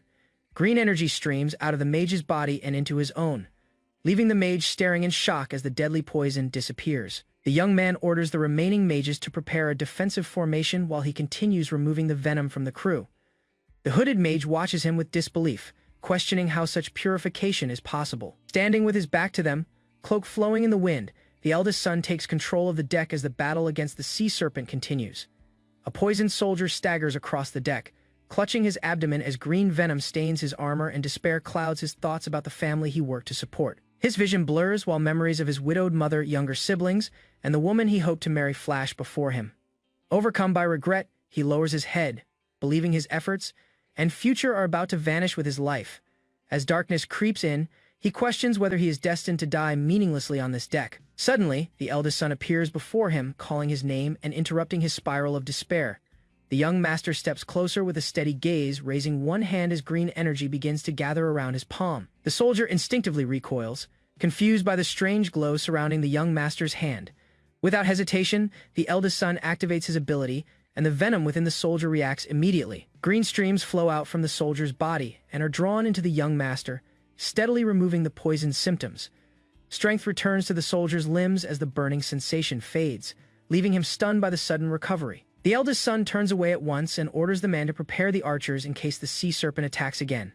Regaining his composure, the soldier nods quickly, realizing his role in the coming battle remains crucial. Elsewhere on the deck, two young nobles suffer from the lingering toxin, struggling to remain upright. The eldest son reaches out again, drawing the poison from one brother and restoring him in moments. As the cured brother calls out in admiration, the eldest son moves forward without pause, continuing to cleanse the ship while the threat still looms over the sea. The blonde younger brother, still stained with traces of venom, looks toward the eldest with pleading eyes, hoping to be cured as well. The eldest son answers with a teasing expression, masking his intent while preparing to remove the toxin from his brother's body. Far from the deck, the ship cuts across the waves, unaware that the sea serpent is already rising once more from the depths. The massive serpent bursts from the sea beside the vessel, towering over the masts as sailors shout warnings.